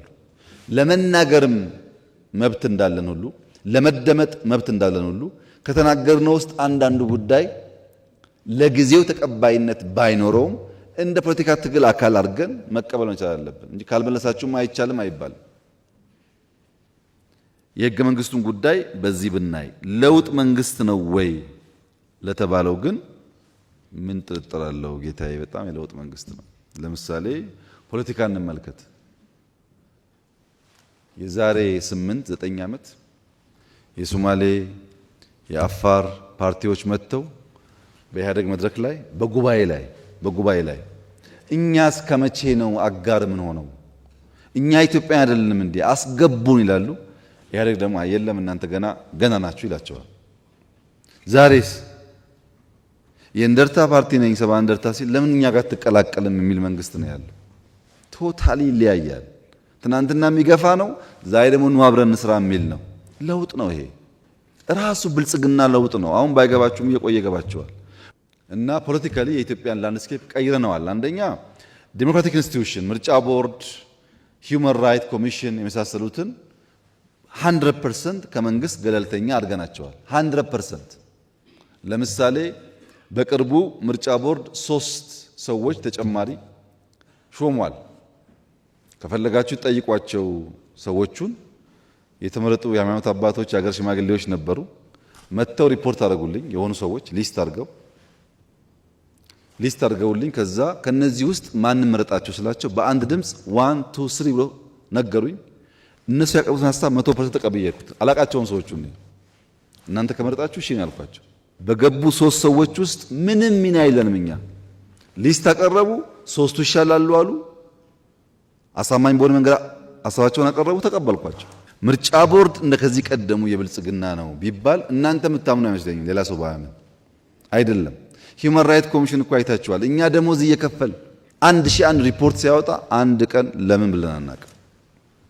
እንልመደው እስኪ ይሄንን ነገር እንልመደው ብለን አልነካም። ይሄ ነገር ጥቅም አለው ያላችሁ እንደሆነ ጥቅምም ጉዳትም አለው። ይህንን ባላንስ አድርጎ መሄድ ያስፈልጋል። ፖለቲካሊ ለውጥ አለ። ኢኮኖሚክ ላንድስኬፕ ፖለቲካል ላንድስኬፕ ብቻ ሳይሆን ኢኮኖሚክ ላንድስኬፕ በኋላ መጣበታለሁ ሰፊ ለውጥ አለ። ድሮ የነበረው እኮ ግብርና መር ልማት ነው። አሁን ግብርና መር እኮ አይደለም። ግብርና መር፣ የማይኒንግ መር፣ አይሲቲ መር፣ ቱሪዝም መር፣ ኢንዱስትሪ መር ብዝሃ ዘርፍ ነው። ለውጥ ነው ይሄ። በፖሊሲም በስትራቴጂም በሀሳብም በጣም ልዩነት አለው። ማህበራዊ ዘርፍ ሌላው ቢቀር ትምህርት ፍኖተ ካርታ አልተዘጋጀም እንዴ? የፈተና ስርዓት የፈተና ክፍል ደረጃ አልተቀየረም?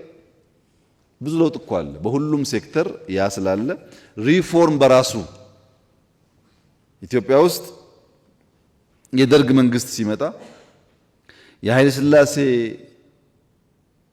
መንግስት እንደ ስርዓት ማፍረስ ብቻ ሳይሆን በርከት ያሉ ሲኒየር አመራሮች ካልሞቱ በቀር መቀጠል አልችልም ብሎ በአንድ ጀንበር ገሎ ከሻለቃ በላይ ያለ ማንኛውም ሰው አያስፈልገኝም ብሎ አስወግዶ ነው ሬቮሉሽን የቀጠለው። በኢህአደግ መንግስት የመጣን እንደሆነ ከሻለቃ በላይ ሳይሆን ከወታደር በላይ አያስፈልግም ብሎ መከላከያውን አፍርሶ 100% አፍርሶ ተቋም አፍርሶ ነው የቀጠለው። አጋርና ወገን ብሎ ከፍሎ እኛ ከመጣን በኋላ በወታደርም ይሁን በፖለቲካ በውጭ ያሉም ይሁን በውስጥ ያሉ በመከላከያ ውስጥ አቅም ሙያ ያላቸው የወጡም ጭምር መልሰን እና ኢትዮጵያ የተቋም እየገነባን ያለ ነው። ለውጥ ነው። ሪፎርሙ በራሱ የቀደመን ተቋም አናፈርስም፣ የጎደለውን ሞልተን እንቀጥላለን የሚለው በራሱ ሪፎርም ነው። ትናንት አይታችኋል እኮ ፓላሱ። አሁን ስትሄዱ ጎንደር የምትሄዱ ሰዎች ፋሲል ተመልከቱ፣ ጅማ የምትሄዱ አባጅፋር ተመልከቱ፣ ደቡብ የምትሄዱ አላላኬላ ተመልከቱ። የጥንት እኮ ናቸው። ለምን ይፈርሳሉ? ሀብት ናቸው ብለን የገነባ ነው። በሃይማኖትም ብትፈልጉ ላሊበላን መልሰን ለመጠገንና ለማሻሻል በጣም ከፍተኛ ስራ ይሰራ ያለ ነው።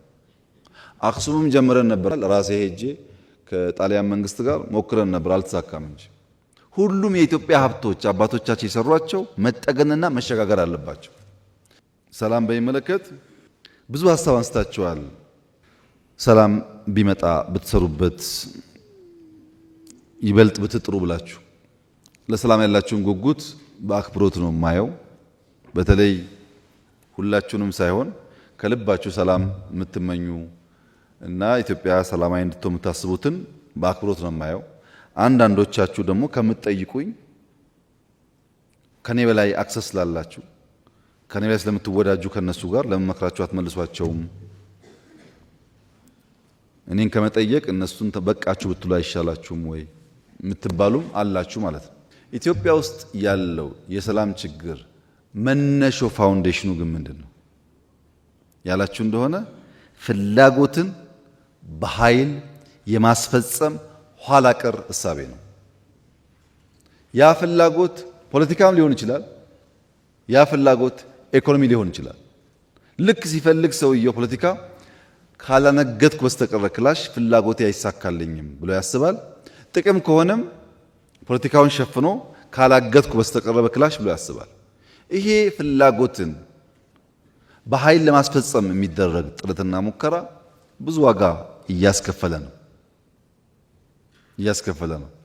ይሄን ነገር በጋራ ማስቆም ያስፈልጋል። የተለየ ሀሳብ ያለው ሰው ሁሉ የግድ ውጊያ መግባት የለበትም። በዚህ መንገድ ሀሳቡን ማራመድ ስለሚችል በኢትዮጵያ ባህል ውስጥ ሁለት አይነት ኋላ ቀር እሳቤዎች አሉ። ዋና ፋውንዴሽን ፍላጎትን በኃይል ማስፈጸም ነው ካልኳችሁ በኋላ ሁለት ከዚህ ጋር የሚያያዙ ችግሮች አሉ። አንደኛ አልጋው አልጠናም፣ አልጋው ሳይጠና ነቅንቀው የሚባል በሽታ አሁን አይምሰላችሁ፣ የቆየ ነው። አልጋው አልጠናም እነቅንቀው ደግሞ የሚባለው በሀገር ሰው ብቻ አይደለም፣ ከብዙ ሰዎች ጋር ባንዳ እየተኮነ አጼ ዮሐንስ፣ አጼ ምኒልክ፣ አጼ ቴዎድሮስ ታሪካቸውን ብታዩ ይሄ ነው። አልጋ አልጸናም ነቀንቃለሁ እያለ ይቀጠራል፣ ሌላ ቦታ ይቀጠራል። አንዳንዶቹ ሞተዋል፣ አንዳንዶቹ ተቸግረዋል፣ አንዳንዶቹ መከራ አይተዋል። ያም ሆኖ ኢትዮጵያ ተጎድታለች ሲደመር። አሁንም ያለው ገና ናቸው አልጸኑምና አሁን ነው መነቅነቅ ጊዜው አሁን ነው በሚል ለብዙ ሀገራት የተቀጠሩ ወንድሞቻችን አሉ።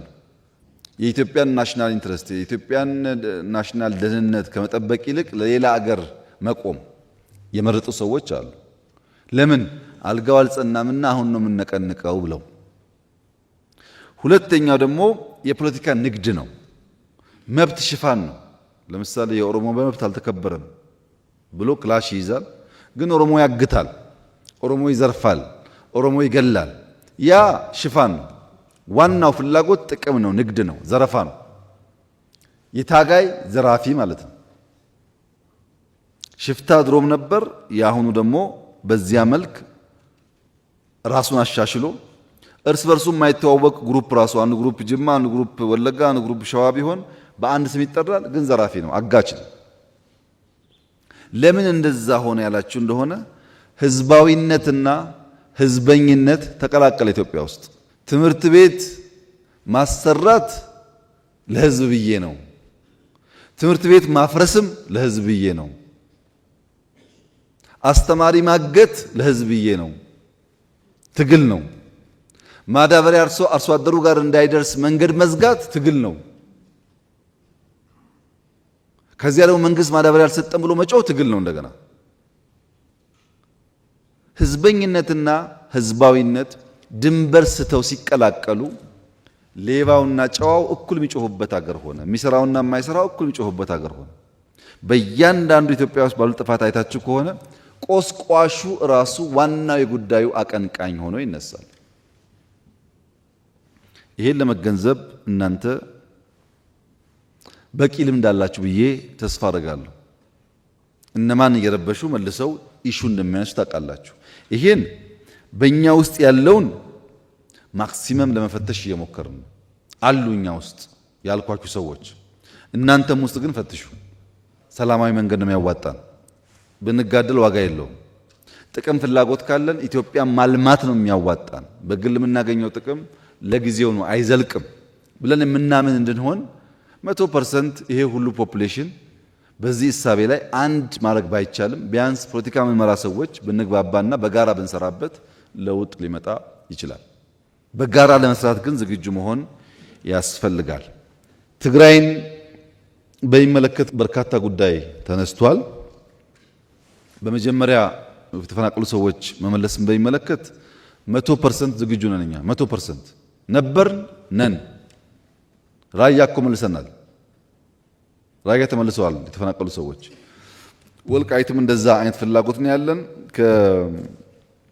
ከጊዜያዊ መንግስቱ ጋር የተነጋገርን ነው። በእኛ በኩል እነዚያ ዜጎች ለፖለቲካ ፍጆታ መጠቀሚያ ሳይሆኑ ቦታቸው ቢመለሱ ከማንም በላይ ኢትዮጵያ ታተርፋለች።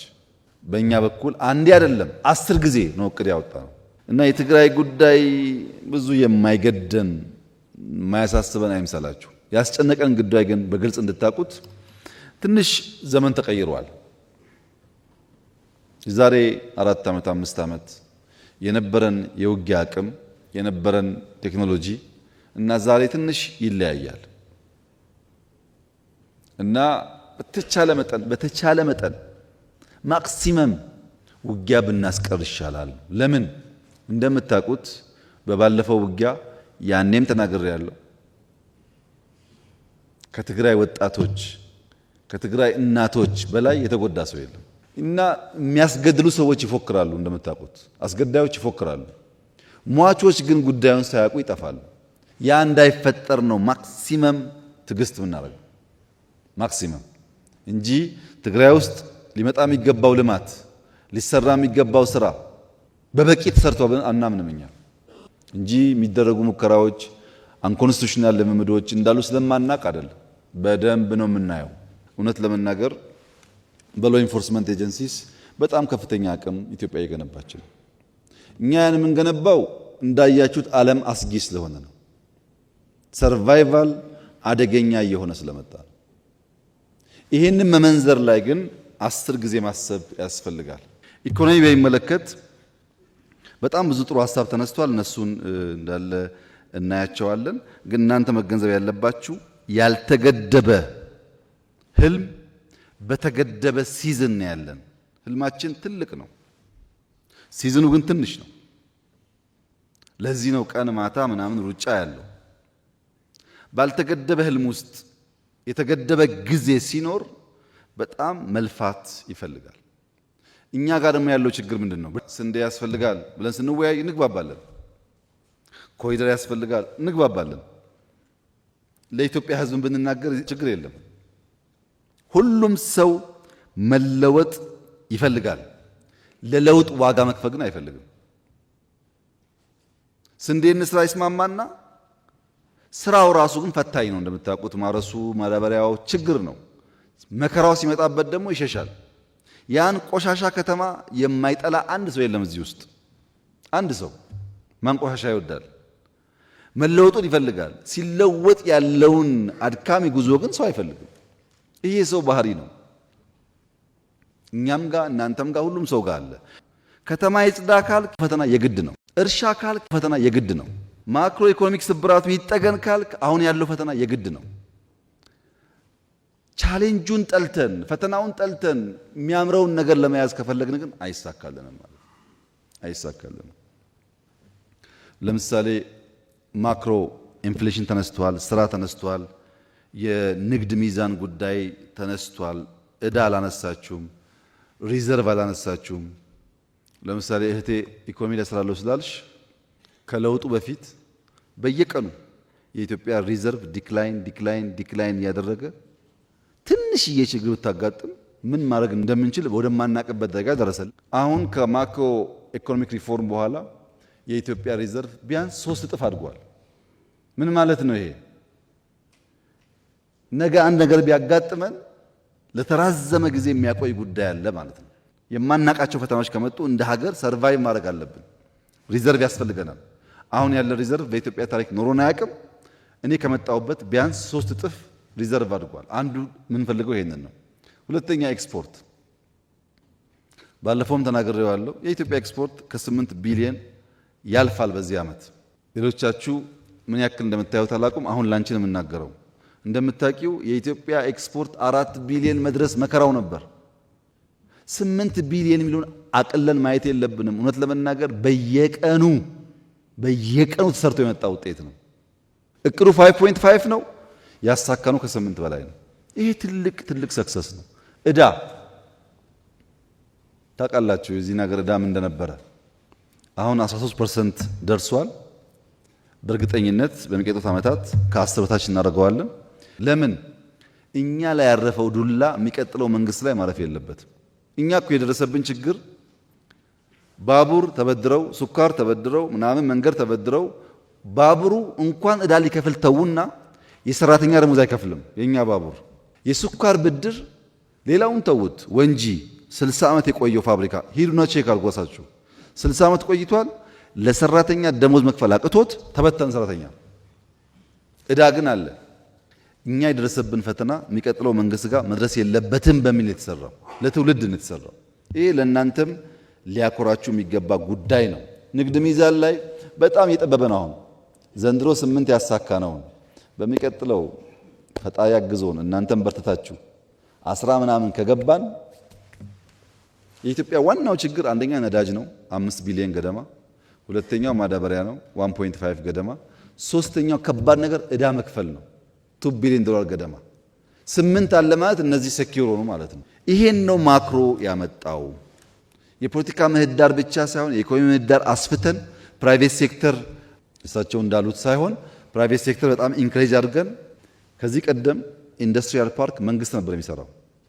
አሁን የግለሰብ ኢንዱስትሪያል ፓርኮች ኢትዮጵያ ውስጥ አሉ። ሆኖ አያውቅም። ይሄ እንዲህ አይነት አሰራር ግለሰቦች እንደምናስበው አይደለም። ለምሳሌ የሲሚንቶ ምርት በብዙ ፐርሰንት አድጓል በዚህ ዓመት ሰምታችሁ ይሆናል። ማንም ያመርተው ግለሰብ እኮ ነው። እና ግለሰቦች ብዙ ሀብታሞች የተፈጠሩ ነው። እነዚህ ሀብታሞች ብቻቸውን እንዳይወነጨፉና የተለየ ድጋፍ የሚያገኙ እንዳይሆኑ ጥንቃቄ አድርገን እንምራው እንኳ ቢባል ነው የሚሻለው እንጂ ፕራይቬት ሴክተሩ በጣም ሰፊ እድል ነው ያገኘው። ኢምፕሎይመንት በዚህ ዓመት ቢያንስ 4.5 ሚሊዮን ሰው ስራ ይዛል። ውጭ ሀገር ሌላውን ተውት፣ የሀገር ውስጥ ስለምትጠራጠሩ የውጭ ሀገር ስራ ስምሪት እኮ ግማሽ ሚሊዮን ሰው ልከናል። የተመዘገበ ደሞዙ የሚታወቅ ማን ቤት እንዳለ የመንግስት ምነግራችሁ ግማሽ ሚሊዮን ወጣቶች ሰልጥነው ውጭ ሀገር ስራ ይዘዋል። 60 ሺህ ገደማ ወጣቶች እዚህ ሆነው ሪሞት ጆብ ለተለያየ ኩባንያ ይሰራሉ። እዚህ ሆነው ድሮ አልነበረም። በቂ ነው ወይ? አይደለም። ዓለም ላይ ያለ ኬዎስ ነው። እኛ ውስጥ ያ ችግር አለ። እንዴት እንፍታው ነው እንጂ ብንመጻደቅበት ዋጋ የለውም ነገርየው። ኢንፍሌሽን አምናና ዘንድሮ ቢያንስ በግማሽ ቀንሷል። ኢትዮጵያ ውስጥ ቢያንስ በግማሽ። ኢንፍሌሽን ላይ የተከተለው ምንድን ነው? 3 ነገር ነው። አንደኛ ማምረት፣ ስንዴ ማምረት፣ ሩዝ ማምረት። ሁለተኛ መደጎም፣ አምርተንም ደግሞ እጃጠር ሰዎች ስላሉ እንደጉም ብለን 350 ቢሊዮን ብር በዚህኛው ዓመት ደጉመናል። ለነዳጅ፣ መድኃኒት፣ ለሴፍቲ ኔት ማዳበሪያ ተደጉሟል በዚህ ዓመት። ሶስተኛው ደግሞ ማሳለጥ ነው። አንዳንዴ ምርቱ እያለ ፈላጊና ተፈላጊ ስለማይገናኙ ዋጋ ውድ ይሆናል። አዲስ አበባ ላይ ታቸዋል። 4 ዓመት ተሰርተናል። አርሶ አደሮች አምጥተው የሚሸጡባቸውን ቦታዎች 1000 በላይ ቱ ቢ ኤግዛክት 1480 ገደማ ሰንደይ ማርኬት ተፈጥሯል ኢትዮጵያ ውስጥ። ይሄን ደግሞ እያሰፋን ሄደን ፈላጊና ተፈላጊ የሚሸጥና የሚገዛ ነገር እናገናኝ ነው። ዘመን ገበያ ቨርቹዋሊ በቅርቡ የጀመርነው ዘመን ገበያ ይሄ እያደገ ሲሄድ መሀል ላይ ደላላ እየቀነሰ በሚሄድበት ሰዓት የኢኮኖሚ ጉዳዩ መልክ እየያዘ ይሄዳል። በእኔ እምነት እውነቱን ለመናገር ማክሮ ኢኮኖሚ የጠየቀኝ ሰው ስላለ ነው ከምጠብቀው ፍጥነት በላይ ሪስፖንድ አድርጓል። አልጠበቅኩም። እኔ የነበረኝ ሀሳብ ለተወሰነ ጊዜ እንቸገራለን በኋላ መፍትሄ እናገኛለን ነበር ያልኩት ያኔ።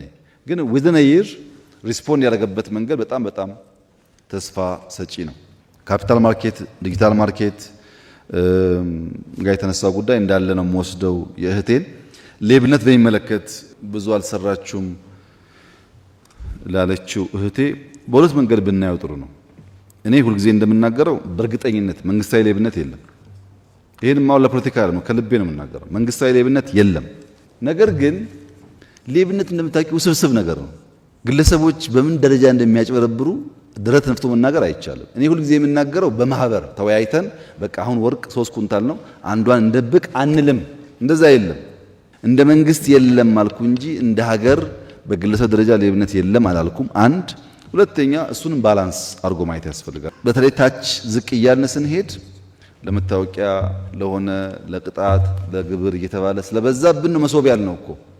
ግለሰቡ ጋር ዲል ማድረግ ስለማንችል ሲስተም እንስራ። ሰጪውና ተቀባዩ ካልተገናኘ ነው እንጂ ያ ነገር የሚሳካው በፍጹም ሰው ኦሪየንት አድርጎ ሰው መክሮ አሰልጥኖ አትስረቅ ማለት ብዙ የሚሳካ አልመሰለኝም። ለእናንተም ስትመጡ መንግስት ስትሆን ያስቸግራቸዋል። መፍትሄው ሲስተም ነው። አሁን መሶብ ተሰርቷል በየቦታው ሐዋሳ ላይ፣ አርባ ምንጭ ላይ፣ ጅማ ላይ፣ ባህር ዳር ላይ እናስፋፋዋለን። ጀምረናል። መሬት ለምሳሌ እዚህ አዲስ አበባ ዙሪያ እስከ አዳማ ድረስ ኦልሞስት ፉሊ ኦቶሜት ተደርጓል እኮ። ድሮ በጂኦስፓሻል ማድረግ አይቻልም፣ አሁን ሆኗል። ያን ለመፍታት መፍትሄው ሲስተም ነው። ሲስተም ጀምረናል። ያን እየፈታን እንሄዳለን። ሀብታም ኢንቨስተር በሚመለከት የኢትዮጵያ ቦታ መሸጥ የተባለው የኢትዮጵያ ሕገ መንግስት መሬት መሸጥ መለወጥ አይፈቅድም። ለውጭም ይሁን ለውስጥ አይፈቀድም። ከየት እንደመጣ ሀሳቡ አልገባኝ። እኛ የፈቀድነው በሪል ስቴት በሊዝ ቤት መግዛት እንዲቻል ነው። ይሄ ደግሞ ብዙ ካፒታል ስለሚያመጣ ነው። ጥሩ አየር አለን፣ ጥሩ ሀገር አለን፣ ኑና እኛ ጋር ኢንቨስት አድርጉ መባሉ ብዙ ጉዳት ያለው ነገር አይደለም። ግን ለውጭም ይሁን ለውስጥ ሰው መሬት አይሸጥም፣ አይለወጥም። አሁን ባለው ሕግ አትሊስት ወደፊት አላቅም። ቤት ግዙ ነው ያልነው። ቤት ማለት ጣራና ግድግዳ ግዙ ነው ያልነው። ይሄ መጥፎ ነገር አይመስለኝም እና እንዴት እንዳያችሁት ባላቅም ጠቃሚ ነገር ነው። ንግድ ላይ ኢንቨስትመንት ላይ አፕሮቻችን ግን መርጠን ነው ሄድ ሃንት የምናደርገው። ብቃት ያለው ሀብት ያለው ሰው አምጥተን ነው የምናግዘው። ዝም ብሎ በጅምላ ጅማሮ ጥሩ ነው ብለን ብንወስድ እናንተም በዛ ብታግዙ ጥሩ ነው።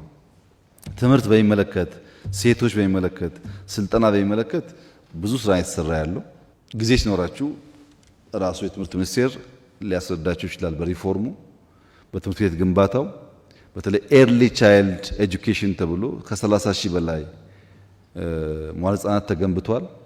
ሰፊ ስራ ነው የሚሰራው። ግን ይህ ኢንቨስትመንት ኦቨርናይት ውጤት የሚያመጣ አይደለም። እዛው ላይ ሴቶች ኢምፓወርመንት በሚመለከት እኛ ጋር ብዙ ሞክረናል። እውነት ለመናገር ተቃዋሚ ፓርቲ ላይ ሴቶች ሆነው በአቅም ግንባታ የሚታገዙ ካሉ 100% ዝግጁ ነን። እኛ እዛው ባላችሁበት ስልጠና የውስጥም የውጭም ለማገዝ በጣም ዝግጁ ነን። አካል ጉዳተኛ የተነሳው ጥያቄ ዝም ብዬ በወስደው ወንድሜ ከኋላ ያነሳው ዝም ብዬ በወስደው ብንሰራበት ይሻላል።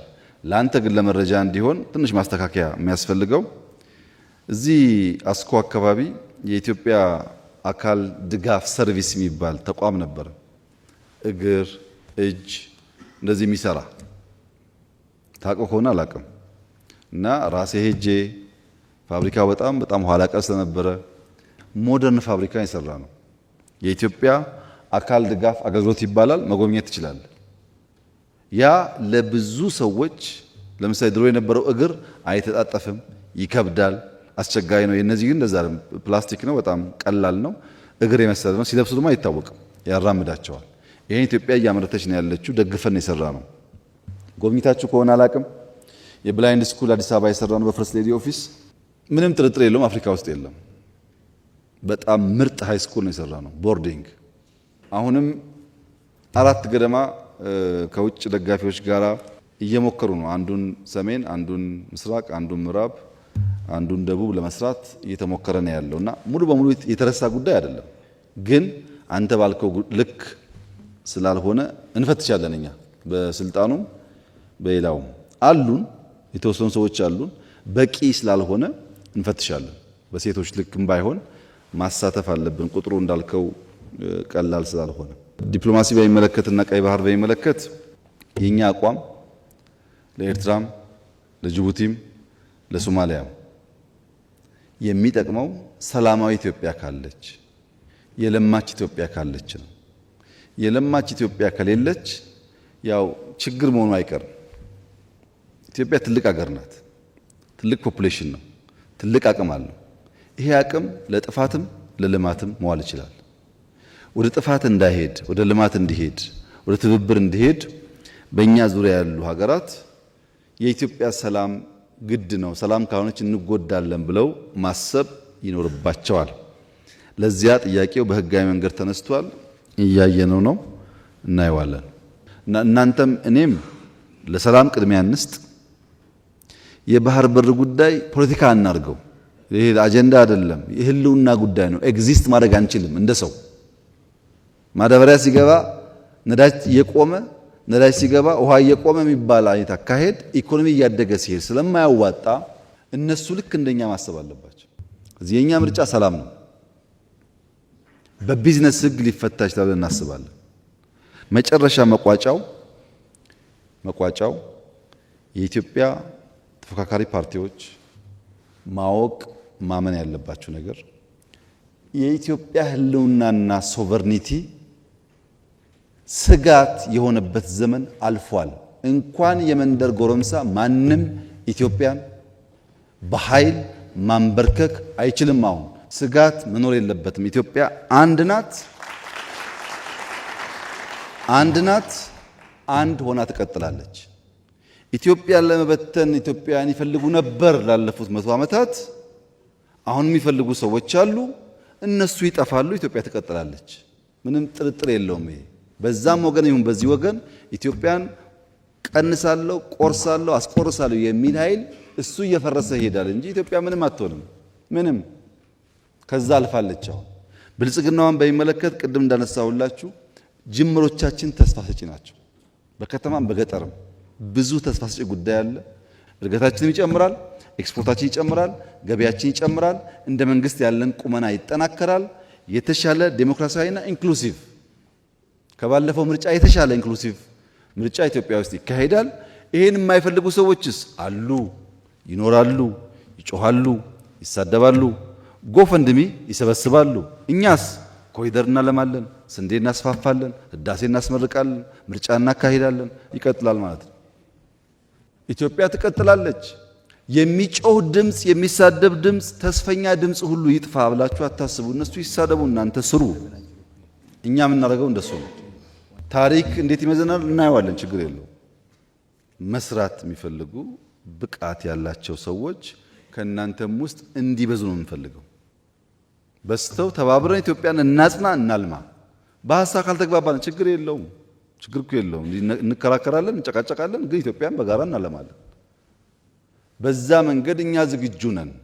ምህዳር እንዲሰፋ እኛ የቸገረን አብረን እንስራ ስንል እኛ ጋር እየሰሩ ሽፍታ የሚያግዙ ነው አስቸጋሪ ሆኖ የምናገኛቸው። ኢንክሉሲቭ ናሽናል ዲያሎጉን በጋራ እናሳካ፣ ትግራይን ጨምሮ ለማንም ጠቃሚ ነገር ነው። ባይሆንስ መሆኑ እኮ አይቀርም። ነገርየው አንተ ትቀራለህ እንጂ ነገርየው ይሆናል። ከምትቀር ሐሳብህን አስደምጠህ ከምትናገረው 10 2 3 እንኳን ተቀባይነት ካገኘ ድል ነው ማለት ነው። በዚያ መንፈስ ሁሉም ሰው በንግግሩም ይሳተፍ። በሚቀጥለው ምርጫ ተጠናክራችሁ ተሰባስባችሁ ማክሲመም ድጋፍ እናደርጋለን።